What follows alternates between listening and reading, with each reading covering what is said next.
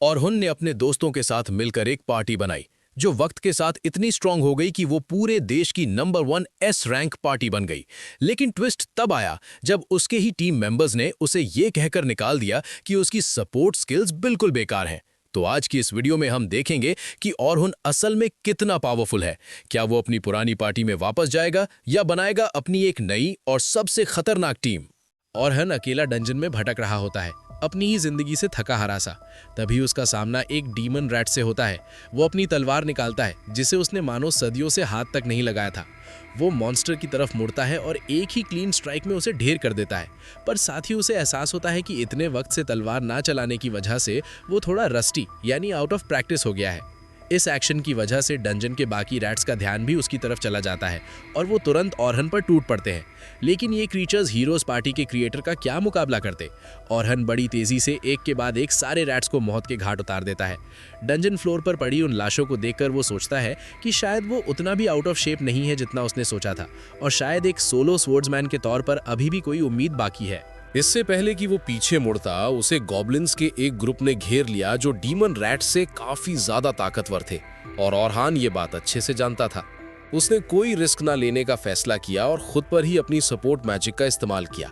इससे थोड़ी देर के लिए उसकी स्ट्रेंथ बढ़ गई, वो पहले से ज्यादा टैंकी हो गया और उसकी तलवार और भी ज्यादा खतरनाक हो गई।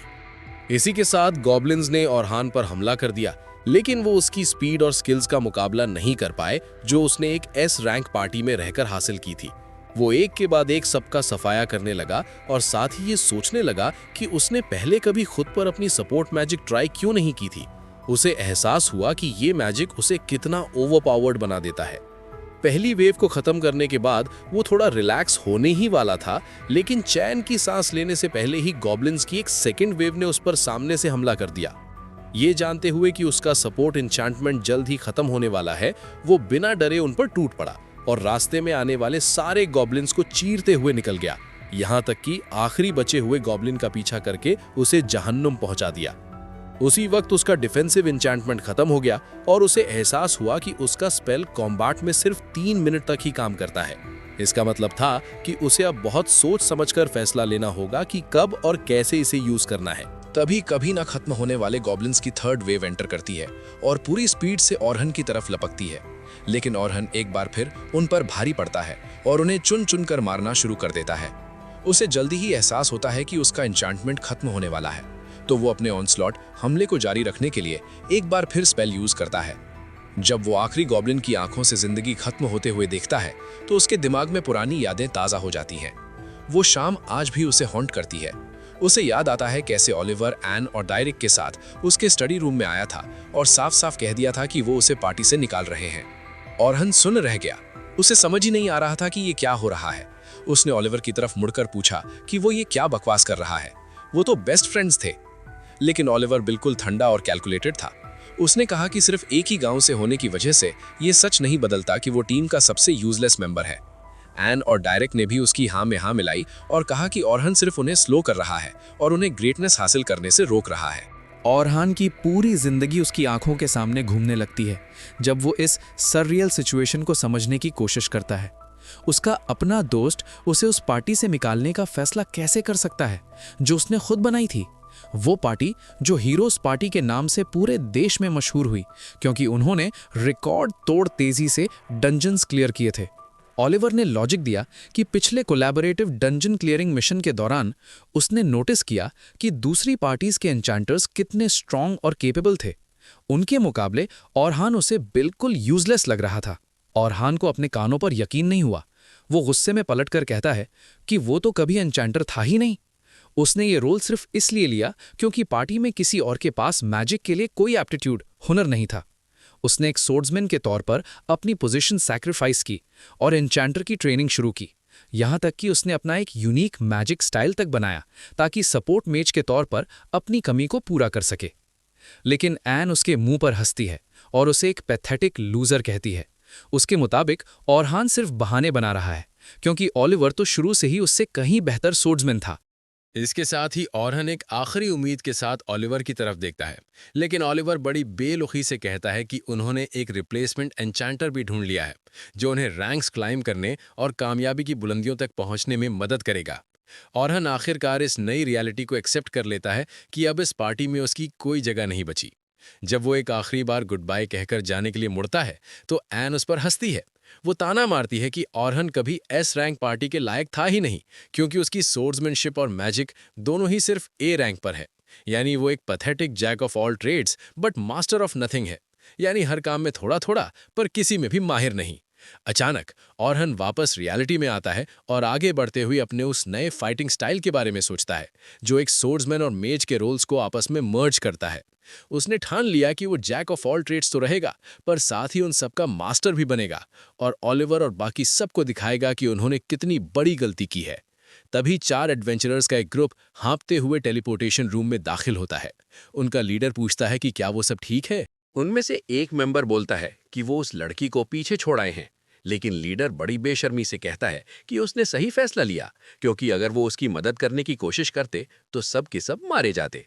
वैसे भी वो लड़की तो आज ही उनकी पार्टी में आई थी, इसलिए उसने अपने पुराने दोस्तों को बचाने को प्रायोरिटी दी। औरहन के दिमाग में अपनी ही पार्टी से मिले धोखे का जख्म अभी बिल्कुल ताज़ा था। वो उन मर्दों की तरफ मुड़ता है और साफ कह देता है कि उसे ऐसे लोगों से सख्त नफरत है। उनमें से एक बंदा सफाई देने लगता है कि वो कुछ नहीं कर सकते थे, और दूसरा औरहन पर हमला करने की कोशिश करता है, लेकिन औरहन उसे एक ही झटके में जमीन पर पटक देता है और उन्हें अपना गंदा मुंह बंद करके वहां से भाग जाने को कहता है। इसके बाद वो लीडर से गुस्से में पूछता है, तूने उस लड़की को मरने के लिए कहाँ छोड़ा है? और बिना वक्त गवाए उसी तरफ निकल पड़ता है। उसे वो लड़की एक केव के आखिरी कोने में मिलती है, जहां ऑर्क्स की एक पूरी फौज ने उसे घेर रखा था। वो लड़की रोती हुई दीवार से चिपकती जा रही थी और अपनी डिफेंसिव शील्ड के पीछे छुपने की कोशिश कर रही थी, लेकिन उसका शील्ड ज्यादा देर तक नहीं टिक पाया। जैसे ही ऑर्क्स ने शील्ड तोड़कर उस पर आखिरी हमला करना चाहा, औरहन बीच में कूद पड़ता है और अपनी विंड मैजिक का इस्तेमाल करके उन्हें पीछे ढकेल देता है। वो लड़की शौक और डर में थी, पर ओरहुन ने एक पल भी जाया नहीं किया। उसने अपनी तलवार निकाली और सीधा ऑक्स की तरफ लपका। पहले ऑक ने उसे जमीन पर पटकने की कोशिश की, लेकिन ओरहुन ने उसके हमले को बड़ी आसानी से ब्लॉक कर दिया। अपनी सपोर्ट मैजिक को रीइंफोर्समेंट की तरह इस्तेमाल करते हुए उसने ऑक्स को ऐसे चीर दिया जैसे वो मक्खन से बने हों। वो लड़की वहां कंफ्यूज खड़ी रही, ये सोचकर कि ओरहुन एक सोर्ड्समैन है या एक मेज। ओरहुन ने अपनी मैजिक से ब्लेड की शार्पनेस को इतना बढ़ा दिया था कि वो ऑक्स के हथियार और उनके शरीर दोनों को एक साथ काट रहा था। उसे एहसास हुआ कि वो लोग सही थे। वो बुज़दिल इतने सारे ऑक्स को कभी हैंडल नहीं कर पाते, लेकिन ओरहुन किसी पार्टी मेंबर को पीछे छोड़ने के बजाय मरना पसंद करता। इसी सोच के साथ उसने एक ही बार में दर्जनों मॉन्स्टर्स को ढीर कर दिया। वो लड़की हैरत से देख रही थी कि ये रहस्यमयी शख्स कौन है। ओरहुन का किलिंग स्प्री जारी रहा और अपने अटैक्स के दूसरे बर्स्ट में उसने केव के हर एक ऑर्क का खात्मा कर दिया। पीछे रह गईं तो सिर्फ उनकी लाशें और चमकने वाले कोर्स। आखिर में वो केव के कोने में उस रेडहेड लड़की की तरफ मुड़ा, लेकिन एड्रेनलिन खत्म होते ही वो जमीन पर बेहोश पड़ी थी। जब तक सूरज ढलने लगा वो दोनों डंजन से बाहर आ चुके थे। उस रेडहेड लड़की ने अपना नाम सोफिया बताया और जान बचाने के लिए शुक्रिया के तौर पर औरन को डिनर पर इनवाइट किया। औरन ने उसका ऑफर एक्सेप्ट कर लिया और उसके साथ सिल्वर रैबिट्स गिल्ड के एक टैबन में पहुंच गया। वहां पहुंचकर औरन ने नोटिस किया कि सोफिया के केप पर एक क्रेस्ट यानी निशान बना हुआ था, जिससे पता चलता था कि वो उस गिल्ड की मेंबर है। उसे सोफिया को देखकर किसी की याद आ रही थी, पर वो ठीक से समझ नहीं पा रहा था कि कौन। जल्द ही उसका ये कन्फ्यूजन दूर हो गया जब सोफिया ने उसे अपनी बड़ी बहन सलमा से मिलवाया। औरहन सलमा को पहले से जानता था। वो दूसरी पार्टी की एक मशहूर एस रैंक इंचांचर थी। सलमा पूरे देश की सबसे ताकतवर इंचांटर मानी जाती थी और उसी ने कॉम्बैट रोल्स को डिवाइड करने का सिस्टम बनाया था, अटैकर, टैंक और सपोर्ट। सलमा ने औरहन को बड़ी नफरत भरी नज़रों से देखा और कहा कि वो FBI को कॉल करने वाली है क्योंकि उसकी बहन सिर्फ 14 साल की है। औरहन ने तुरंत पलटकर जवाब दिया कि उसका नाम एप्स्टीन फाइल्स में नहीं है, इसलिए वो चिल करें। तभी सोफिया ने अपनी बहन को बताया कि औरहन ने असल में उसकी जान बचाई है। सलमा ये सुनकर थोड़ी शांत होती है और अपनी बहन को डांटती है कि वो बिना बताए अकेले डंजन क्यों गई। फिर उनकी बातें शुरू होती हैं और औरहन सलमा को बताता है कि उसे हीरोज़ पार्टी से निकाल दिया गया है, तो वो अब एक तरह से वैगाबॉन्ड या आज़ाद बन गया है। औरहन नोटिस करता है कि सलमा की आंखों में एक चमक आती है और वो सोचने लगता है कि कहीं सलमा उसे अपनी पार्टी में रिक्रूट तो नहीं करना चाहती। पर इससे पहले कि वो कुछ कहे, औरहन साफ कर देता है कि उसका फ़िलहाल किसी भी पार्टी को ज्वाइन करने का कोई इरादा नहीं है। सलमा उसे कहती है कि ज़्यादा खुश होने की ज़रूरत नहीं है, डोंट फ्लैटर योरसेल्फ, और पूछती है कि क्या वो एक जॉब करने में इंटरेस्टेड है। ये सुनकर ऑरहन हैरान होता है और क्यूरियोसिटी के साथ जॉब के बारे में पूछता है। सलमा बताती है कि कल उसकी गिल्ड की एक बहुत बड़ी पार्टी डंजन में नीचे जाने वाली है। इसमें ढेर सारे नए एडवेंचरर्स होंगे और रैंक्ड मेंबर्स का काम उन्हें गार्ड करना है। उन्हें ये देखना है कि हर 10 लेवल्स पर आने वाले फ्लोर बॉसेस को हराया जाए और कोई भी कैजुअल्टी यानी जान का नुकसान ना हो। वो बताती है कि इस एक्सपेडिशन को एक स्पॉन्सर ने ग्रीन लिट किया है और वो चाहती है कि ऑरहन एक एक्स्ट्रा एडवेंचरर के तौर पर उनके साथ चले। सलमा ऑरहन को ये भी बताती है कि वो उसकी स्किल्स और ताकत की सच में रिस्पेक्ट करती है, वरना वो उससे ये रिक्वेस्ट कभी नहीं करती। ये बात ऑरहन को अंदर तक चुभती है, कट्स डीप, क्योंकि उसे पार्टी से निकाले जाने की असली वजह सलमा ही थी। उसके पुराने पार्टी मेंबर सलमा की मैजिक स्किल से इतने इम्प्रेस हो गए थे कि उन्हें लगा उन्हें भी अपनी पार्टी में एक बेहतर मेट चाहिए। ऑरहन मिशन के लिए मान तो जाता है, लेकिन एक शर्त पर। वो डंजन में सिर्फ एक सोर्ड्समैन के तौर पर जाएगा, क्योंकि वो अब मेज नहीं रहा।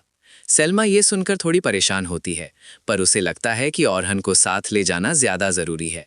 उसे उम्मीद है कि जब हालात बिगड़ेंगे, when things go south, तो ऑरहन शायद मजबूरी में ही सही पर वापस अपने मेज वाले रोल में आ जाएगा। डिनर के बाद ऑरहन कुछ नया गियर लेने के लिए एक शॉप पर जाता है, जहां दुकानदार, एक बूढ़ा आदमी, उसे एक पुराने दोस्त की तरह ग्रीट करता है।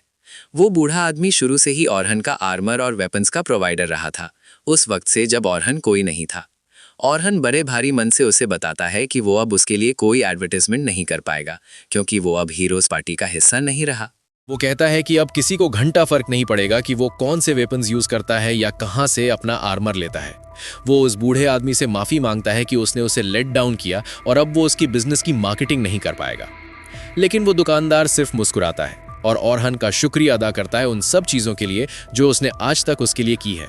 वो कहता है कि लोग अभी भी ऑरहन की बात सुनेंगे, क्योंकि वो एक अच्छा इंसान होने के साथ साथ बहुत ताकतवर भी है और वो जल्द ही फिर से टॉप पर पहुंचने का रास्ता ढूंढ लेगा।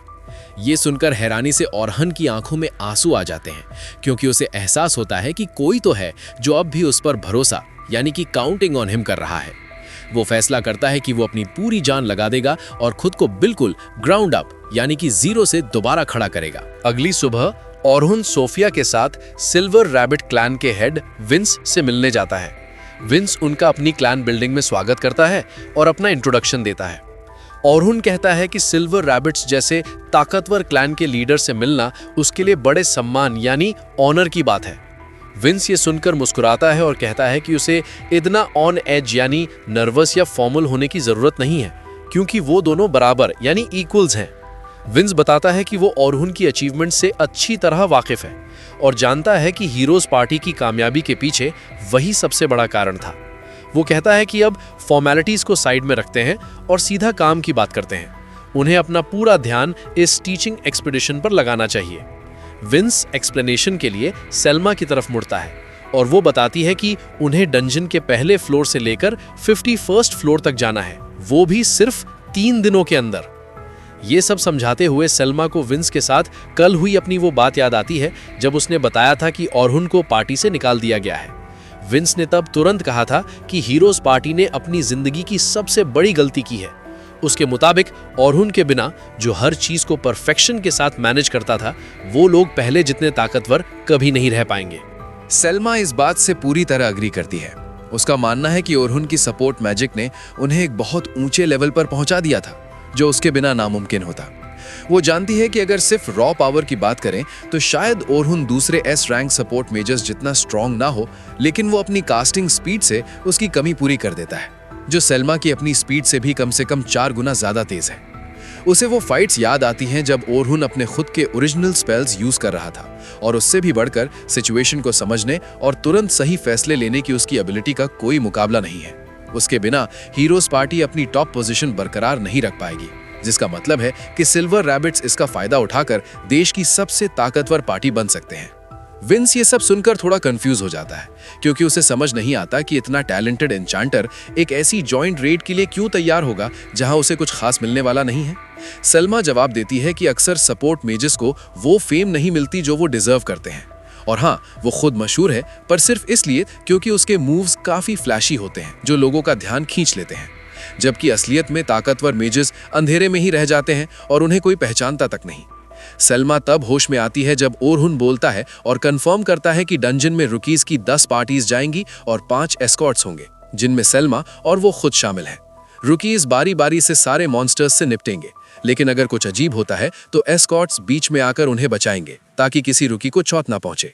ओरहुन को एक चीज अजीब लगती है और वो पूछता है कि सिर्फ 5 एस्कॉर्ट्स ही क्यों? अगर मकसद रुकीज को सेफ एक्सपीरियंस देना है तो 5 अलग एस रैंकर्स के बजाय कई सारी ए रैंक पार्टीज हायर क्यों नहीं की? सलमा जवाब देती है कि वो ऐसा सिर्फ इसलिए कर रहे हैं ताकि रुकीज डंजन का स्ट्रेस महसूस करें और अपनी एबिलिटीज को ज्यादा ना समझने लगे। ओरहुन को उसकी बात पर बिल्कुल यकीन नहीं होता, पर वो जानता है कि वो अपने असली इरादे किसी आउटसाइडर को नहीं बताएंगे जो किसी क्लैन से नहीं जुड़ा है। इस सब के बावजूद ओरहुन क्वेस्ट एक्सेप्ट कर लेता है क्योंकि उसके पास करने को और कुछ है भी नहीं। विंस इससे खुश लगता है और बताता है कि उसे 2 गोल्ड पीसेस एडवांस मिलेंगे और काम खत्म होने पर 10 गोल्ड और मिलेंगे। ये सुनकर ओरहुन थोड़ा हैरान होता है और पूछता है कि क्या ये बहुत ज्यादा नहीं है, क्योंकि ये तकरीबन 1 साल की कमाई है। पर सलमा कहती है कि वो उसकी बहुत कदर करते हैं और इसलिए उसे पूरी तरह कंपनसेट करना चाहते हैं। ओरहुन उनका शुक्रिया अदा करता है और अगले सुबह मिलने का वादा करता है, सब कुछ सही होने की उम्मीद के साथ। अगली सुबह जल्द ही आ जाती है और ओरहुन डंजन के एंट्रेंस पर पहुंचता है, जहां नए एडवेंचरर्स का एक ग्रुप अपनी जर्नी का इंतजार कर रहा होता है। उसे जल्द ही सूफिया और सलमा मिल जाती हैं, जो एडवेंचर के लिए तैयार होती हैं। वो सलमा के आउटफिट की तारीफ करता है, जिससे सूफिया चिढ़ जाती है और उसे फिर से याद दिलाती है कि वो एक माइनर है। ओरहुन उसे थोड़ा चिल करने को कहता है और मजाक में कहता है कि वो भी माइकल जैक्सन का फैन नहीं है। सूफिया पूछती है कि वो अभी कहाँ रह रहा है, क्योंकि पहले वो उनकी पार्टी के मैंशन में रहता था। ओरहुन जवाब देता है कि वो अभी एक इन में रुका है, पर जल्द ही अपने रहने के लिए कोई ढंग की जगह ढूंढ लेगा। इसके साथ ही ओरहुन आसपास देखता है और कहता है कि सब लोग आ चुके लगते हैं और शायद उन्हें अपनी एक्सपीडिशन शुरू करनी चाहिए। सलमा इस बात से सहमत होती है और सोफिया को अपनी पार्टी ज्वाइन करने को कहती है। फिर वो ओरहुन को बाकी 3 रिक्रूट्स की तरफ ले जाती है, जो जर्नी को स्मूथली चलाने के लिए जिम्मेदार थे। सलमा सबसे ओरहुन का इंट्रोडक्शन करवाती है और कहती है कि वो बहुत ज़्यादा ताकतवर है और उसे उस पर पूरा भरोसा है। बाकी 3 एस्कॉर्ट्स तुरंत उसका स्वागत करते हैं और अपना इंट्रोडक्शन देते हैं। एंट नाम का नीले बालों वाला लड़का बताता है कि वो एक टैंक है और बर्न नाम का ब्लॉन्ड लड़का भी वही कहता है कि वो भी एक टैंक ही है। आखिरी छोटे बालों वाली लड़की एक हीलर निकलती है, जिसका नाम कैथी है। ओरहुन को तुरंत समझ आ जाता है कि वो एक फ्रंट लाइन अटैकर है और सलमा एन्चांटर है, जो इस एस्कॉर्ट पार्टी को काफ़ी वेल राउंडेड बनाता है। पर वो सोचता है कि अगर उसने ज्वाइन करने से मना कर दिया होता तो उनका क्या प्लान था। उसे लगता है कि पक्का कुछ गड़बड़ है, पर वो अभी के लिए आगे बढ़ने और देखने का फैसला करता है कि आगे क्या होता है। जल्द ही सलमा सारे रुकीज को एक जगह इकट्ठा करती है और उन्हें ओरहुन से मिलवाती है, ये कहकर कि उन्हें इस जर्नी के लिए एक बहुत ताकतवर हेल्पर मिल गया है, इसलिए उन्हें डरने की ज़रूरत नहीं है। वो बताती है कि ओरहुन 94th फ्लोर तक जा चुका है, जहां वो खुद भी अभी तक नहीं पहुंची है, और वो खुद हीरोज पार्टी का हिस्सा रह चुका है, जो उसे देश के सबसे ताकतवर लोगों में से एक बनाता है। ये सुनकर न्यूबीज काफ़ी हाइप हो जाते हैं और उन्हें अपनी जर्नी को लेकर बहुत ज़्यादा कॉन्फिडेंस मिल जाता है।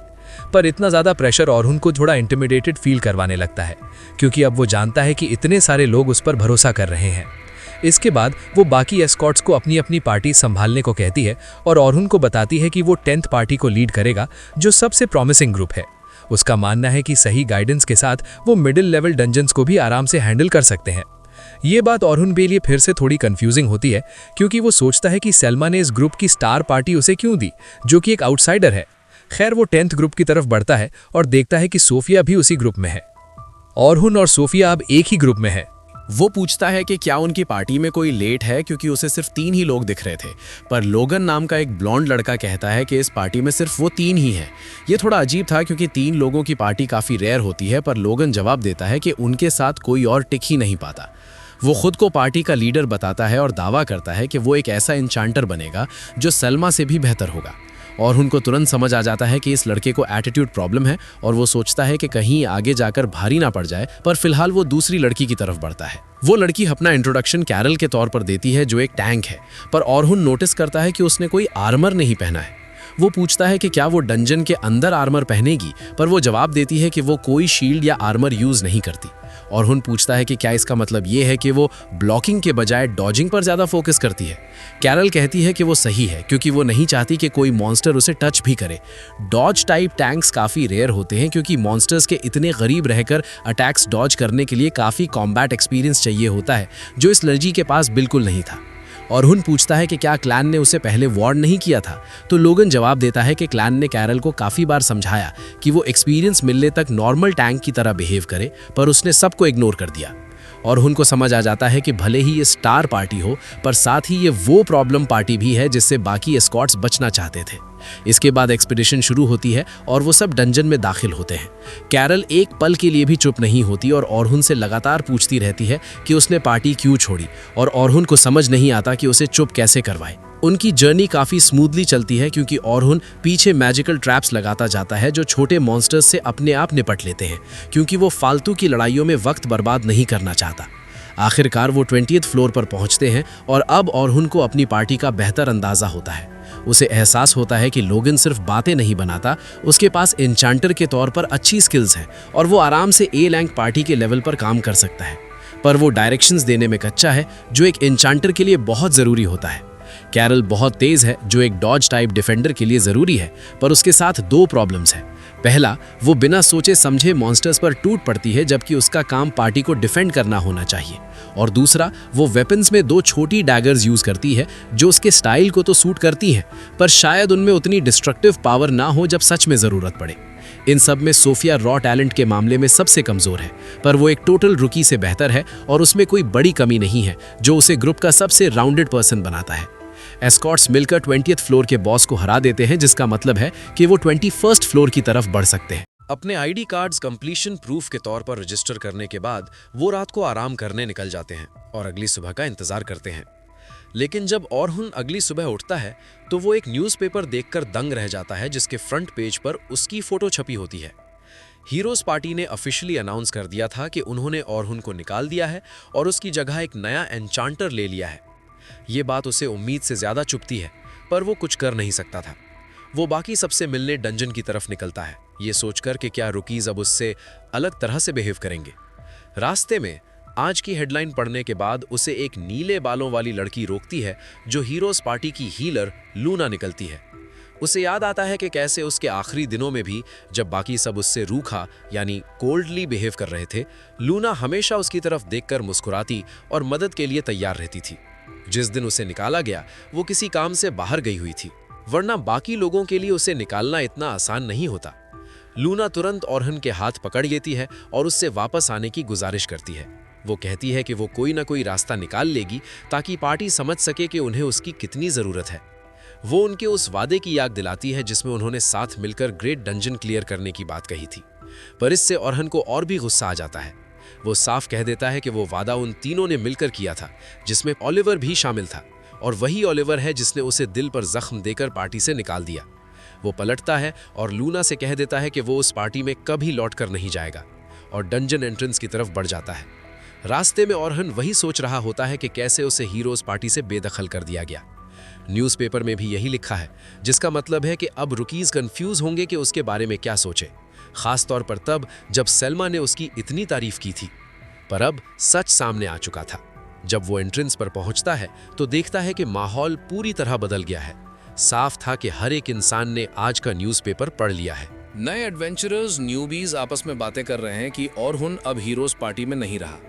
लोगन सोच रहा है कि अगर ऑरहुन ने अपनी मर्जी से पार्टी छोड़ी होती तो बात अलग होती, लेकिन न्यूज़पेपर में साफ साफ लिखा था कि ऑरहुन को कमज़ोर होने की वजह से हीरोज पार्टी से निकाल दिया गया है, और इस एक बात ने सब कुछ बदल दिया। ऑरहुन रुकीज को ग्रीट करने की कोशिश करता है, पर उनका रिस्पॉन्स ठंडा यानी मिक्स्ड रहता है। उसे एहसास होता है कि सिर्फ एक बेवकूफ़ हेडलाइन की वजह से अब उसका यहाँ पहले जैसा स्वागत नहीं रहा। तभी सेल्मा बर्न और कैथी के साथ वहाँ आती है और तुरंत ऑरहुन से माफ़ी मांगती है। उसे बुरा लगता है क्योंकि उसने ही रुकीज का हौसला बढ़ाने के लिए और उनके पुराने पार्टी मेंबर होने की बात इतनी ज़्यादा हाईलाइट की थी, जिसकी वजह से ये गलतफहमी पैदा हुई। ऑरहुन तुरंत कहता है कि इसमें उसकी कोई गलती नहीं है और उसे अपना सर हमेशा की तरह ऊंचा रखकर पार्टी को डंजन में लीड करना चाहिए, जबकि वो पीछे रहकर सपोर्ट प्रोवाइड करेगा। बर्न और कैथी भी बीच में बोलते हैं कि हीरोज पार्टी के साथ जो भी मसला हो, सच तो ये है कि ऑरहुन पूरी दुनिया के उन गिने चुने लोगों में से है जो 94th फ्लोर तक जाकर जिंदा वापस आए हैं। इससे ऑरहुन को थोड़ी राहत मिलती है। जब वो अपनी पार्टी के पास जाता है तो सोफिया और कैरल उसे पूरे दिल से गुड मॉर्निंग कहती हैं, पर लोगन अभी भी थोड़ा हिचकिचा रहा था। उसे समझ नहीं आ रहा था कि वो ऑरहुन से कैसा बर्ताव करे। ऑरहुन खुद माहौल को हल्का करने के लिए उनसे न्यूज़पेपर के बारे में पूछता है। सोफिया और कैरल तुरंत कहती हैं कि उन्होंने देखा तो है, पर वो न्यूज़पेपर झूठ से भरा है और पढ़ने लायक नहीं है। लेकिन लोगन, जो हमेशा सीधा सच सुनने का आदी है, ऑरहुन से पूछता है कि क्या पेपर में लिखी बात सच है। ऑरहुन जवाब देता है कि टेक्निकली सच है, उसे बाकी मेंबर्स के हिसाब से कमज़ोर होने की वजह से ही पार्टी से निकाल दिया गया था। वो उनसे माफ़ी मांगता है कि उसने शुरुआत में ये बात नहीं बताई और कहता है कि वो शायद वैसा हीरो नहीं है जैसा सब उम्मीद कर रहे हैं। सोफिया से ये बर्दाश्त नहीं होता और वो कहती है कि ऑरहुन झूठ बोल रहा है। वो जोर देकर कहती है कि वो बहुत ताकतवर है, क्योंकि उसने अपनी आंखों से देखा था कि कैसे ऑरहुन ने अकेले डीमंस ऑक्स की पूरी फौज को बिना पसीना बहाए ढेर कर दिया था। ऑरहुन उस पर भरोसा करने के लिए उसका शुक्रिया अदा करता है और अपनी पार्टी के बाकी लोगों से कहता है कि भले ही वो अब हीरोज पार्टी का हिस्सा नहीं रहा, वो अभी भी इतना काबिल है कि उन्हें आराम से 51st फ्लोर तक पहुंचने में मदद कर सके, और उनसे खुद पर यकीन करने को कहता है। लड़कियां इस बात से मुतमईन लगती हैं, लेकिन लोगन निराश दिखता है क्योंकि उसे लगता है जैसे उसके साथ धोखा हुआ है। वो जल्द ही डंजन्स में दाखिल होते हैं और आज के दिन रिक्रूट्स को 21st फ्लोर से लेकर 35th फ्लोर तक जाना था, लेकिन अभी भी उसे उन्हें कोई ऑर्डर्स या गाइडेंस नहीं देनी थी और बस पीछे रहकर ऑब्जर्व करना था। सिर्फ तभी बीच में आना था अगर हालात काबू से बाहर होने लगे। उनका सफर स्मूथली चलता रहता है क्योंकि कैरल 24th फ्लोर के सभी डीमन से अपनी ट्विन डैगर्स और अपने नजदीकी फाइटिंग स्टाइल की मदद से निपट लेती है, जबकि सोफिया लेवल 30 पर बड़े डीमंस को संभालने में कामयाब रहती है। ये ऑरहुन को भी हैरान कर देता है, जो सोचने लगता है कि क्या उसने सोफिया को थोड़ा कम समझा था। जल्द ही वो 31st फ्लोर पर पहुंचते हैं, जो कि मिडिल फ्लोर्स हैं, और इसका मतलब है कि अब रुकीज अनजान इलाके में हैं और उन्हें अपने गाइड्स की सलाह और मदद की जरूरत है जो उनके साथ है। इस बार ऑरहुन लीड लेता है और अपनी पार्टी के आगे चलता है, ये पक्का करने के लिए कि इस फ्लोर पर कुछ अजीब तो नहीं छुपा है। तभी अचानक उसे आगे कुछ डीमंस यानी गॉब्लिन्स की मौजूदगी महसूस होती है और वो अपनी पार्टी को लड़ने के लिए तैयार होने को कहता है। उसे ये भी एहसास होता है कि एक भटका हुआ डीमन यानी कि ऑर्क भी शायद उसी एरिया में आ गया है, जो जंग को थोड़ा ट्रिकी बना सकता है, लेकिन क्योंकि उसके रुकीज का बैच लड़ने में काफी अच्छा है, उसे इस जंग को हारने की कोई चिंता नहीं है। वो तुरंत कैरल को डीमंस यानी गॉब्लिन्स पर हमला करने को कहता है, जबकि सोफिया को डीमन से निपटने को कहता है।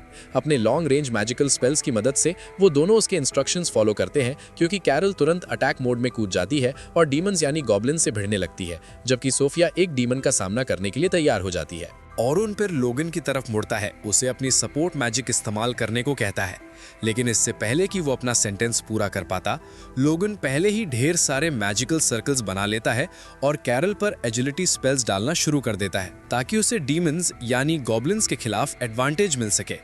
लोगन को अभी भी पूरी तरह यकीन नहीं है कि ऑरहुन जैसा कोई इंसान उसे किसी भी चीज़ में गाइड करे, खास तौर पर क्योंकि उसे लगता है कि ऑरहुन की सलाह इतनी सिंपल है कि उसकी जगह कोई भी होता तो वही करता।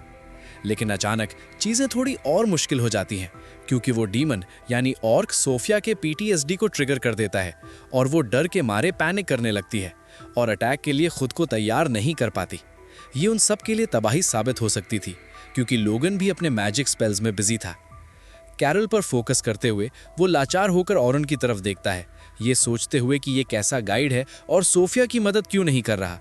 तभी अचानक उसकी नज़र ऑरहुन पर पड़ती है, जो एक मैजिकल साइन बना रहा है, जिससे डीमन की स्पीड काफ़ी ज़्यादा कम हो जाती है।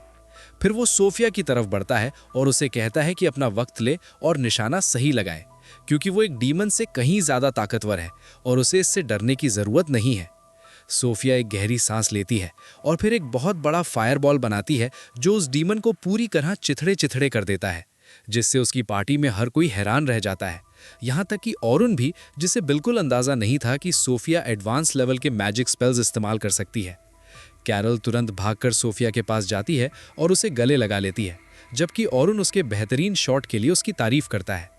जल्द ही वो 35th फ्लोर पर भी पहुंच जाते हैं, जहां उनका सामना एक डेथ टैरेंटुला यानी डीमन से होता है। लोगन तुरंत अपना आपा खो देता है, ये सोचते हुए कि अब वो मारे जाएंगे, क्योंकि कोई रास्ता नहीं था कि वो उस चीज़ से निपट सके। लेकिन सोफिया और कैरल दोनों को ऑरहुन पर पूरा भरोसा है और वो उसके ऑर्डर्स का इंतज़ार करती हैं। ऑरहुन तुरंत लोगन को कैरल के लिए एजिलिटी अप और स्ट्रेंथ अप इस्तेमाल करने को कहता है। सोफिया पर मैजिक अप इस्तेमाल करते वक्त लोगन सोचता है कि क्या ये बंदा पागल हो गया है, क्योंकि वो बिना किसी बदलाव के वही पुरानी स्ट्रैटेजी इस्तेमाल कर रहा है। लेकिन वो ऑर्डर्स फॉलो करने का फैसला करता है और उसके मुताबिक स्पेल्स यूज करता है। फिर ऑरुन कैरल को दुश्मन से नज़दीकी मुकाबले यानी क्लोज क्वार्टर्स कॉम्बैट में भिड़ने को कहता है और पक्का करने को कहता है कि दुश्मन का पूरा ध्यान उसी पर रहे। कैरल हाँ में सर हिलाती है और तुरंत टैरेंटुला की तरफ भागती है। लोगन उसे रोकने की कोशिश करता है पर ऑरुन उसे रोक लेता है, ये कहते हुए कि अगर वो आगे जाएगा तो वो सब बड़े नुकसान में होंगे, इसलिए उन्हें बस सब्र से देखना चाहिए। ऑरुन फिर सोफिया को दुश्मन पर कूदने और उसकी पीठ को चीर देने को कहता है और सोफिया तुरंत काम समझ जाती है, उसके सर के ऊपर कूदती है और अपनी तलवार आगे से पीछे तक चला देती है। ऑरुन फिर उसे कहता है कि दुश्मन का ध्यान उसी पर रखे, लेकिन उसे सावधान रहना होगा क्योंकि स्पाइडर जहरीला है, इसलिए उसे सारे अटैक्स डॉज करने होंगे। बिना किसी चूक के स्पाइडर अपनी नुकीली टांगों से कैरल को मारने की कोशिश करता है, पर वो एक के बाद एक सारे अटैक्स डॉज करती रहती है और कुछ अटैक्स को तो वापस पलट भी देती है। डीमन को हैरान करते हुए ऑरुन लोगन से कहता है कि उसे कैरल पर अपने स्पेल्स जारी रखने होंगे, क्योंकि इस वक्त उसकी जान लोगन के हाथों में है। इसके साथ ही वो सोफिया की तरफ मुड़ता है और उसे डीमन को जमीन पर जकड़ने को कहता है। सोफिया तुरंत काम समझ जाती है और अपनी एरो कटर एबिलिटी का इस्तेमाल करके उसकी टांगे काट देती है, जिससे वो जमीन पर गिर जाता है। कैरोल जश्न मनाने लगती है, पर ओरहुन उसे सावधान रहने को कहता है क्योंकि जंग अभी खत्म नहीं हुई थी। लेकिन ये सलाह थोड़ी देर से आई क्योंकि स्पाइडर डीमन अभी मरा नहीं था और वो अपने जाल का इस्तेमाल करके कैरोल को पकड़ लेता है और अपनी तरफ खींचने लगता है। ओरहुन तुरंत लोगन को कैरोल को स्ट्रेंथ अप और स्पीड अप देने को कहता है, जो वो बिना किसी बहस के कर देता है। पर कैरोल पैनिक करने लगती है और खुद को जाल से छुड़ाने में नाकाम रहती है। वो ओरहुन से मदद की भीख मांगती है। ओरहुन सोफिया को अपनी रॉक एरो तैयार करने को कहता है और कैरोल के नाइफ्स पर एक शार्पनेस एनहांस्ड स्पेल का इस्तेमाल करता है, जिससे उसे वो बूस्ट मिल जाता है जिसकी उसे उस डीमन की पकड़ से आज़ाद होने के लिए ज़रूरत थी। सोफिया तुरंत इसके बाद अपना रॉक एरो स्पेल चलाती है, जो डीमन को पूरी तरह न्यूक कर देता है और उसे मौके पर ही मार देता है। इसी के साथ उनका आज का दिन खत्म होता है और ओरहुन लोगन की उसके सपोर्ट स्पेल्स के इस्तेमाल के लिए तारीफ करता है, क्योंकि उनके बिना उसकी पार्टी आज की जंगें नहीं जीत पाती। जब तक वो गुफाओं से बाहर निकलते हैं, सूरज ढलने लगता है और सलमा सभी रुकीज को उनकी अब तक की कामयाबियों पर बधाई देती है, ये कहते हुए कि उन सब ने अब तक बेहतरीन काम किया है और उनके सफर का आखिरी कदम कल होगा, इसलिए उन्हें आराम करने और ढंग से खाना खाने की जरूरत है। इसके साथ ही वो सब अपने अपने रास्ते निकल जाते हैं। तभी ओरहुन को एंट और बियॉन्ड रोकते हैं और उसे लंच के लिए बुलाते हैं और थोड़ी देर सोचने के बाद ओरहुन उनका ऑफर एक्सेप्ट कर लेता है, क्योंकि हर रोज कोई उसे ट्रीट देने का ऑफर नहीं देता। शहर वापस जाते वक्त लोगन सोफिया से उस मुलाकात के बारे में पूछता है जहां ओरहुन ने पहली बार उसकी जान बचाई थी और उससे डिटेल्स पूछता है, जैसे कि वो किस तरह के स्पेल्स इस्तेमाल कर रहा था। सोफिया याद करने की कोशिश करती है और जवाब देती है कि उसने पहले एक विंड ब्लास्ट का इस्तेमाल किया था और फिर अपनी तलवार को एनहांस करने के लिए कुछ मैजिक यूज किया था, इससे पहले कि वो हर एक डीमन के चित्रे चित्रे कर देता। लोगन को एहसास होता है कि ओरहुन के बारे में कुछ तो बहुत अलग है, क्योंकि आज उसने नोटिस किया कि ओरहुन ने बहुत ही आराम से डीमन की एजिलिटी कम करने के लिए एक स्पेल यूज किया था जो सोफिया की तरफ बढ़ रहा था। इस तरह के मैजिक स्पेल्स को डीबफ्स के नाम से जाना जाता है और इनका इस्तेमाल करना बहुत ही ज्यादा मुश्किल होता है। यहाँ तक कि सेल्मा जैसी बहुत ही ज्यादा टैलेंटेड मेजेस भी मुश्किल से कुछ दिनों में सिर्फ एक डीबफ इस्तेमाल कर पाती हैं। मोरोवर ओरहुन ने एक परफेक्ट स्पेल कास्टर की तरह एक्ट किया और वो जानता था कि टीम फाइट में स्पेल का कौन सा एस्पेक्ट कब यूज करना है। वो जानता था कि हर एक एनहांसमेंट की एग्जैक्ट टाइमिंग कब खत्म होगी और उसने दुश्मन की मूवमेंट्स प्रेडिक्ट करने के लिए प्रीएम्प्टिव स्पेल्स भी यूज किए। इससे लोगन को रियलाइज हुआ कि उसने ओरहुन को बिल्कुल गलत समझा था और वो सिर्फ एक नॉर्मल मेज नहीं बल्कि एक असली जीनियस है। सिटी में वापस आकर ओरहुन बर्न और आंट के साथ एक टैवर्न में गया और उन्होंने उससे कहा कि वो जो चाहे ऑर्डर करे क्योंकि उसका खर्चा वो उठाएंगे। फिर उन्होंने उससे उसके एक्चुअल रोल के बारे में पूछना शुरू किया, क्योंकि वो हीरो की पार्टी में एक एन्चांटर हुआ करता था, लेकिन अब वो स्वॉर्ड्समैन होने का दावा करता है। ओरहुन ने जवाब दिया कि वो हमेशा से एक स्वॉर्ड्समैन था, जब से उसने अपने ग्रैंड फादर को एक बड़े बीस्ट को मारते हुए देखा था जो एक बार गांव में भटक कर आ गया था। उसने ये अपने दिमाग में बिठा लिया था कि चाहे कुछ भी हो वो एक स्वॉर्ड्समैन बनेगा, और वो विश कुछ वक्त के लिए सच भी हुई क्योंकि वो हीरो की पार्टी में एक स्वॉर्ड्समैन था। लेकिन फिर जैसे उन्होंने लोअर लेवल्स की तरफ जाना शुरू किया, उनकी पेस थोड़ी स्लो होने लगी क्योंकि मॉन्स्टर्स की इंटेंसिटी और स्ट्रेंथ जिनसे वो मिल रहे थे वो बढ़ रही थी। उसी वक्त सेल्मा ने टीम स्ट्रैटेजी पॉपुलर की, जहां हर कोई डिसीजंस के लिए एन्चांटर पर डिपेंड करता था, इसलिए उन्होंने खुद भी वही स्ट्रैटेजी फॉलो करने का फैसला किया। अनफॉर्चुनेटली क्योंकि उनकी पूरी पार्टी में ऐसा कोई बंदा नहीं था जिसके पास एन्चांटर बनने की एफिनिटी हो, उनका बेस्ट चॉइस ओरहुन था और पार्टी की खातिर उसने स्वॉर्ड्समैन का अपना पोडियम छोड़ा छोड़ा और एन्चांटर बन गया। वो कड़वाहट के साथ सोचने लगता है कि कैसे हीरो की पार्टी के पास अब आगे के लेवल्स क्लियर करने के 0 चांसेस हैं, लेकिन फिर फैसला करता है कि अब उस सब के बारे में सोचना वर्थ इट नहीं है। फिर वो लड़कों को बताता है कि अब वो सबसे वेल राउंडेड सोर्ड्समैन बनना चाहता है जो अकेले ही लोअर लेवल फ्लोर्स को हैंडल कर सके बिना किसी पार्टी की जरूरत के, ये जाने बिना कि अगले ही दिन हीरो की पार्टी उससे उसी डंजन में मिलने वाली है जिसे वो फतह करना चाहता था। अगली सुबह ऑरहन केव की तरफ जाता है, ये सोचते हुए कि ये यंग पार्टी को लीड करने का उसका आखिरी दिन होने वाला है, और सोफिया और बाकियों को अपना वेट करते हुए देखता है। एंट्रेंस से थोड़ी दूर उन सब ने उसे वार्मली ग्रीट किया और वो पहले से ही फील कर सकता था कि पार्टी का भरोसा उस पर आज पिछले दिन के मुकाबले ज्यादा लग रहा है। यहाँ तक कि लोगन भी उसके प्रति काफी रिसेप्टिव और ट्रस्टिंग लग रहा था। कैरल बोलती है ये क्लेम करते हुए कि क्योंकि आज आखिरी दिन है, सोफिया उससे कुछ कहना चाहती थी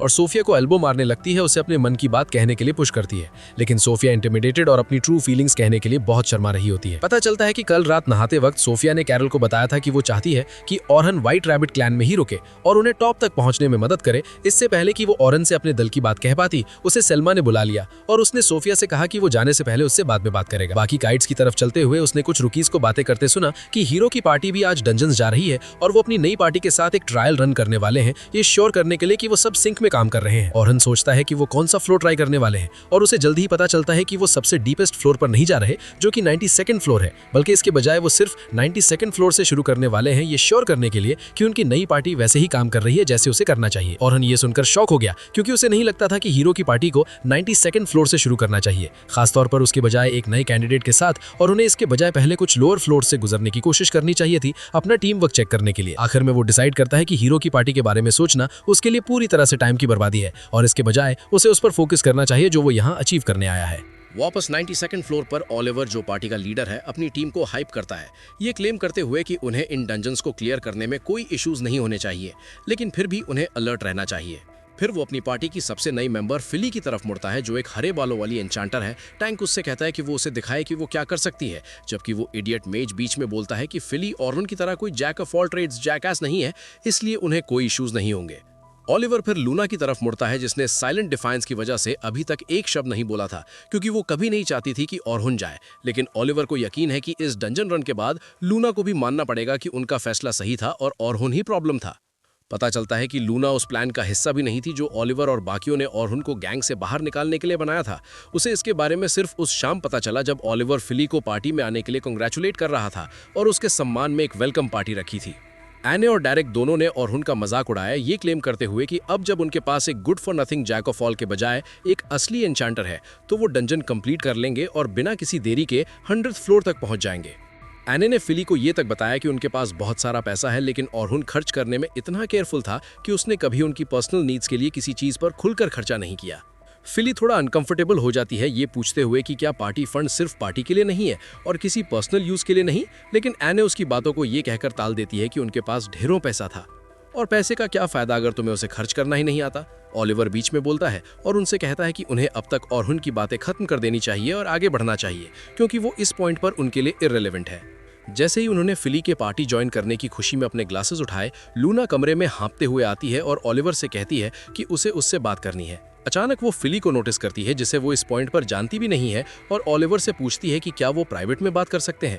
ऑलिवर उससे कहता है कि वो सबके सामने यही बात कर सकते हैं और उन्हें करनी चाहिए। तो लूना के पास कोई रास्ता नहीं बचता और वो उन्हें बताती है कि उसने अभी सुना है कि ऑरहन नाइट सिल्वर रैबिट्स के साथ एक रेड पर जा रहा है और पूछती है ये कैसे पॉसिबल हो सकता है। डेरिक और एने दोनों कंफ्यूज्ड है और एने पूछती है कि वो 3 दिन के अंदर नाइट सिल्वर रैबिट्स कैसे ज्वाइन कर सकता है, जबकि उन्होंने उससे बताया था कि वो कितना कमजोर था। डेरिक क्लेम करता है कि वो अभी भी अपना S रैंक बैच दिखा रहा होगा जो उसे इस पार्टी की वजह से मिला है और इसी तरह उसे काम मिला। लूना कंफ्यूज्ड है और पूछती है ये तुम लोग क्या बकवास कर रहे हो, जब ऑलिवर उसे काम डाउन होने और सुनने के लिए कहता है। इससे पहले कि वो आगे बोल पाता, एने बीच में बोलती है और लूना को बताती है कि वो good for nothing jack of all ऑरहन 3 दिन पहले पार्टी छोड़ गया।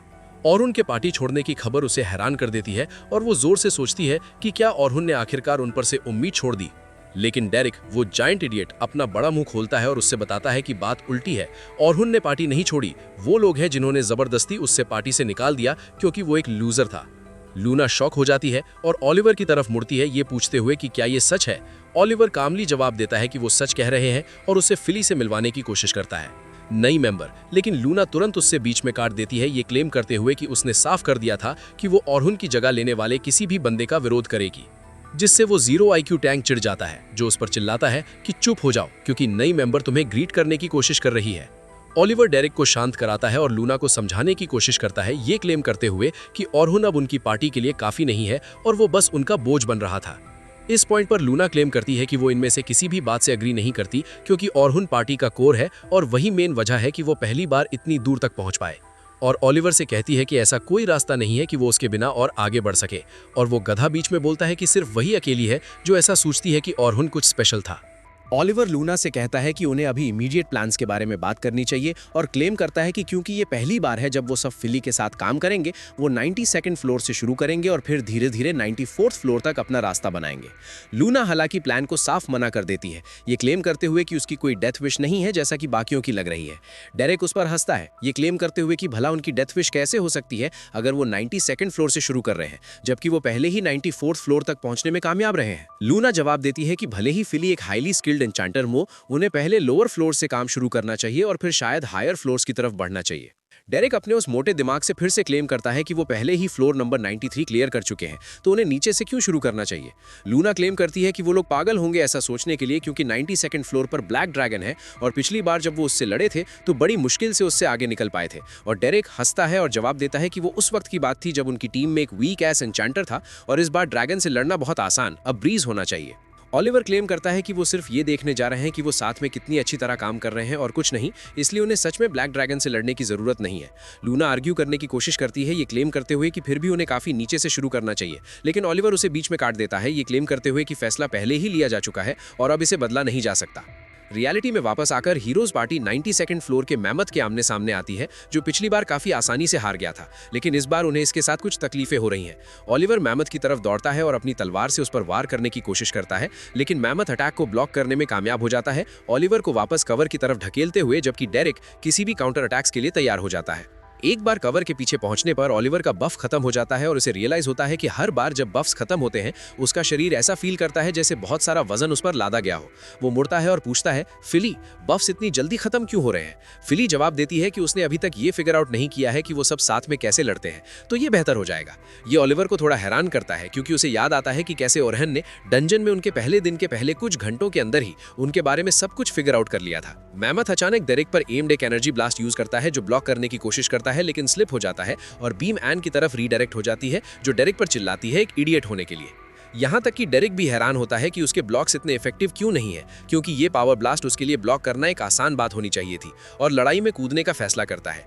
मॉन्स्टर पर फायर ब्लास्ट होते हैं, लेकिन उनसे मैमथ को मुश्किल से ही कोई फर्क पड़ता है, जो ओलिवर को कंफ्यूज कर देता है, और वो एन पर चिल्लाता है कि इसे सीरियसली लो, लेकिन एन जवाब देती है कि वो वही कर रही है जो वो हमेशा करती है, लेकिन किसी वजह से उसके अटैक्स कमजोर लग रहे हैं। ओलिवर फिली से कहता है कि एन का मैजिक डैमेज एक बार फिर से बूस्ट करे, और वो वैसा ही करती है जैसा उससे कहा गया था, लेकिन इस बार भी जब एन मैमथ पर अपना फायर ब्लास्ट यूज करती है तो उस पर एक खरोंच तक नहीं आती।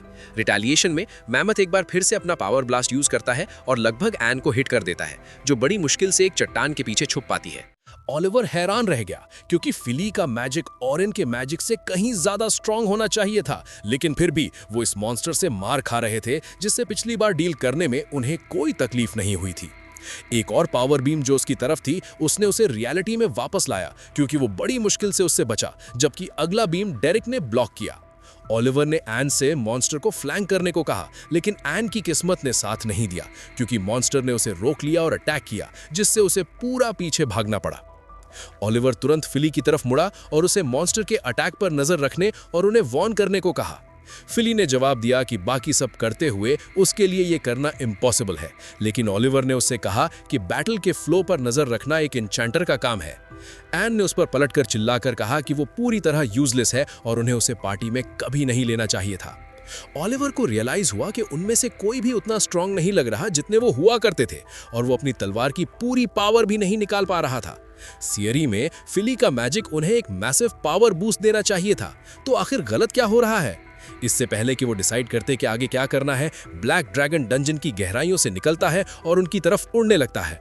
लूना डर के मारे पसीना पसीना होने लगी और चिल्लाई कि उन्हें ये जगह जितना जल्दी हो सके छोड़नी होगी।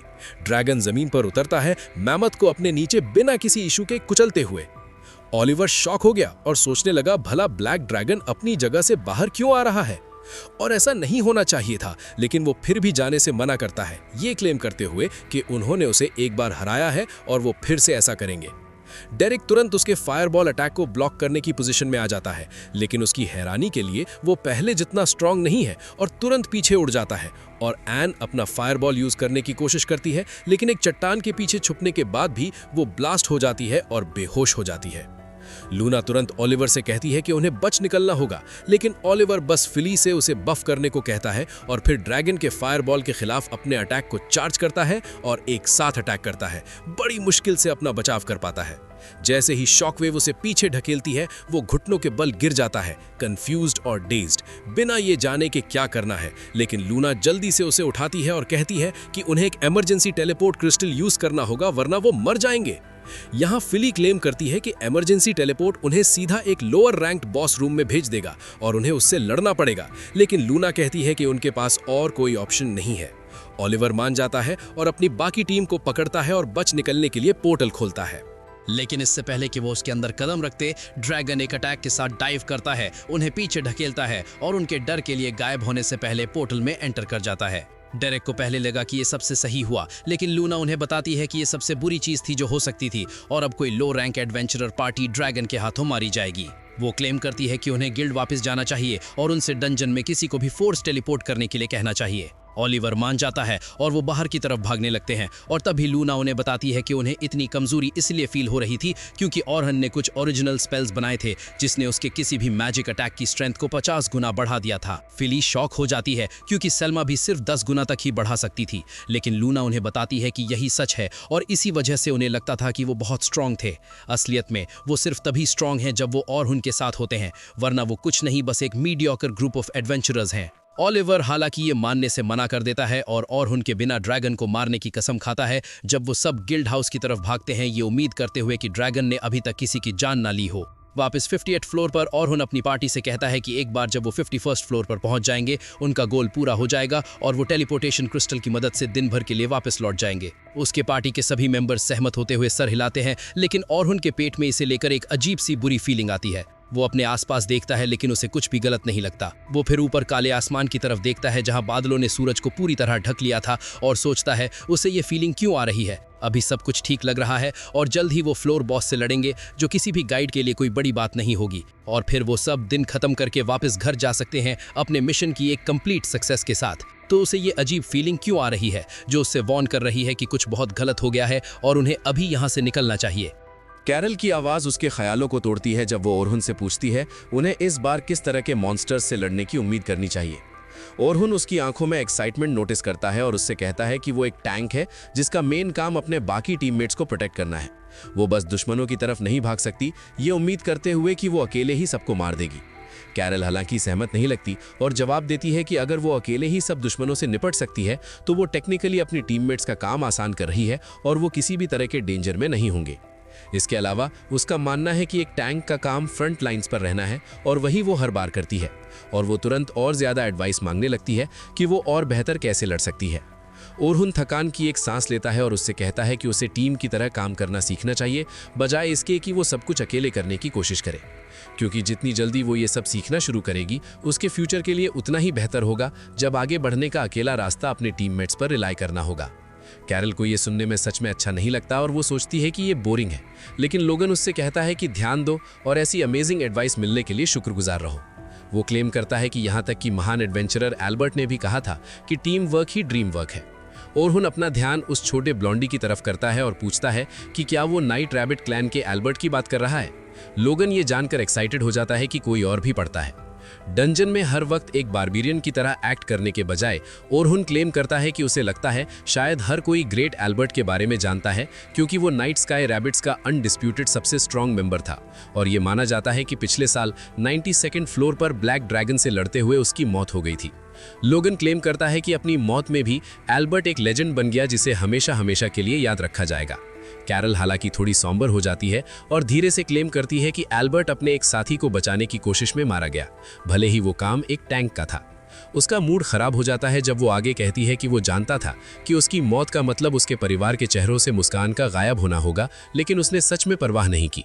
इसलिए उसे लगता है कि एक डिफेंडर होने का सबसे बेहतर रास्ता ये है कि तुम जिसे प्रोटेक्ट कर रहे हो उससे हर वक्त अपने से बहुत दूर रखो।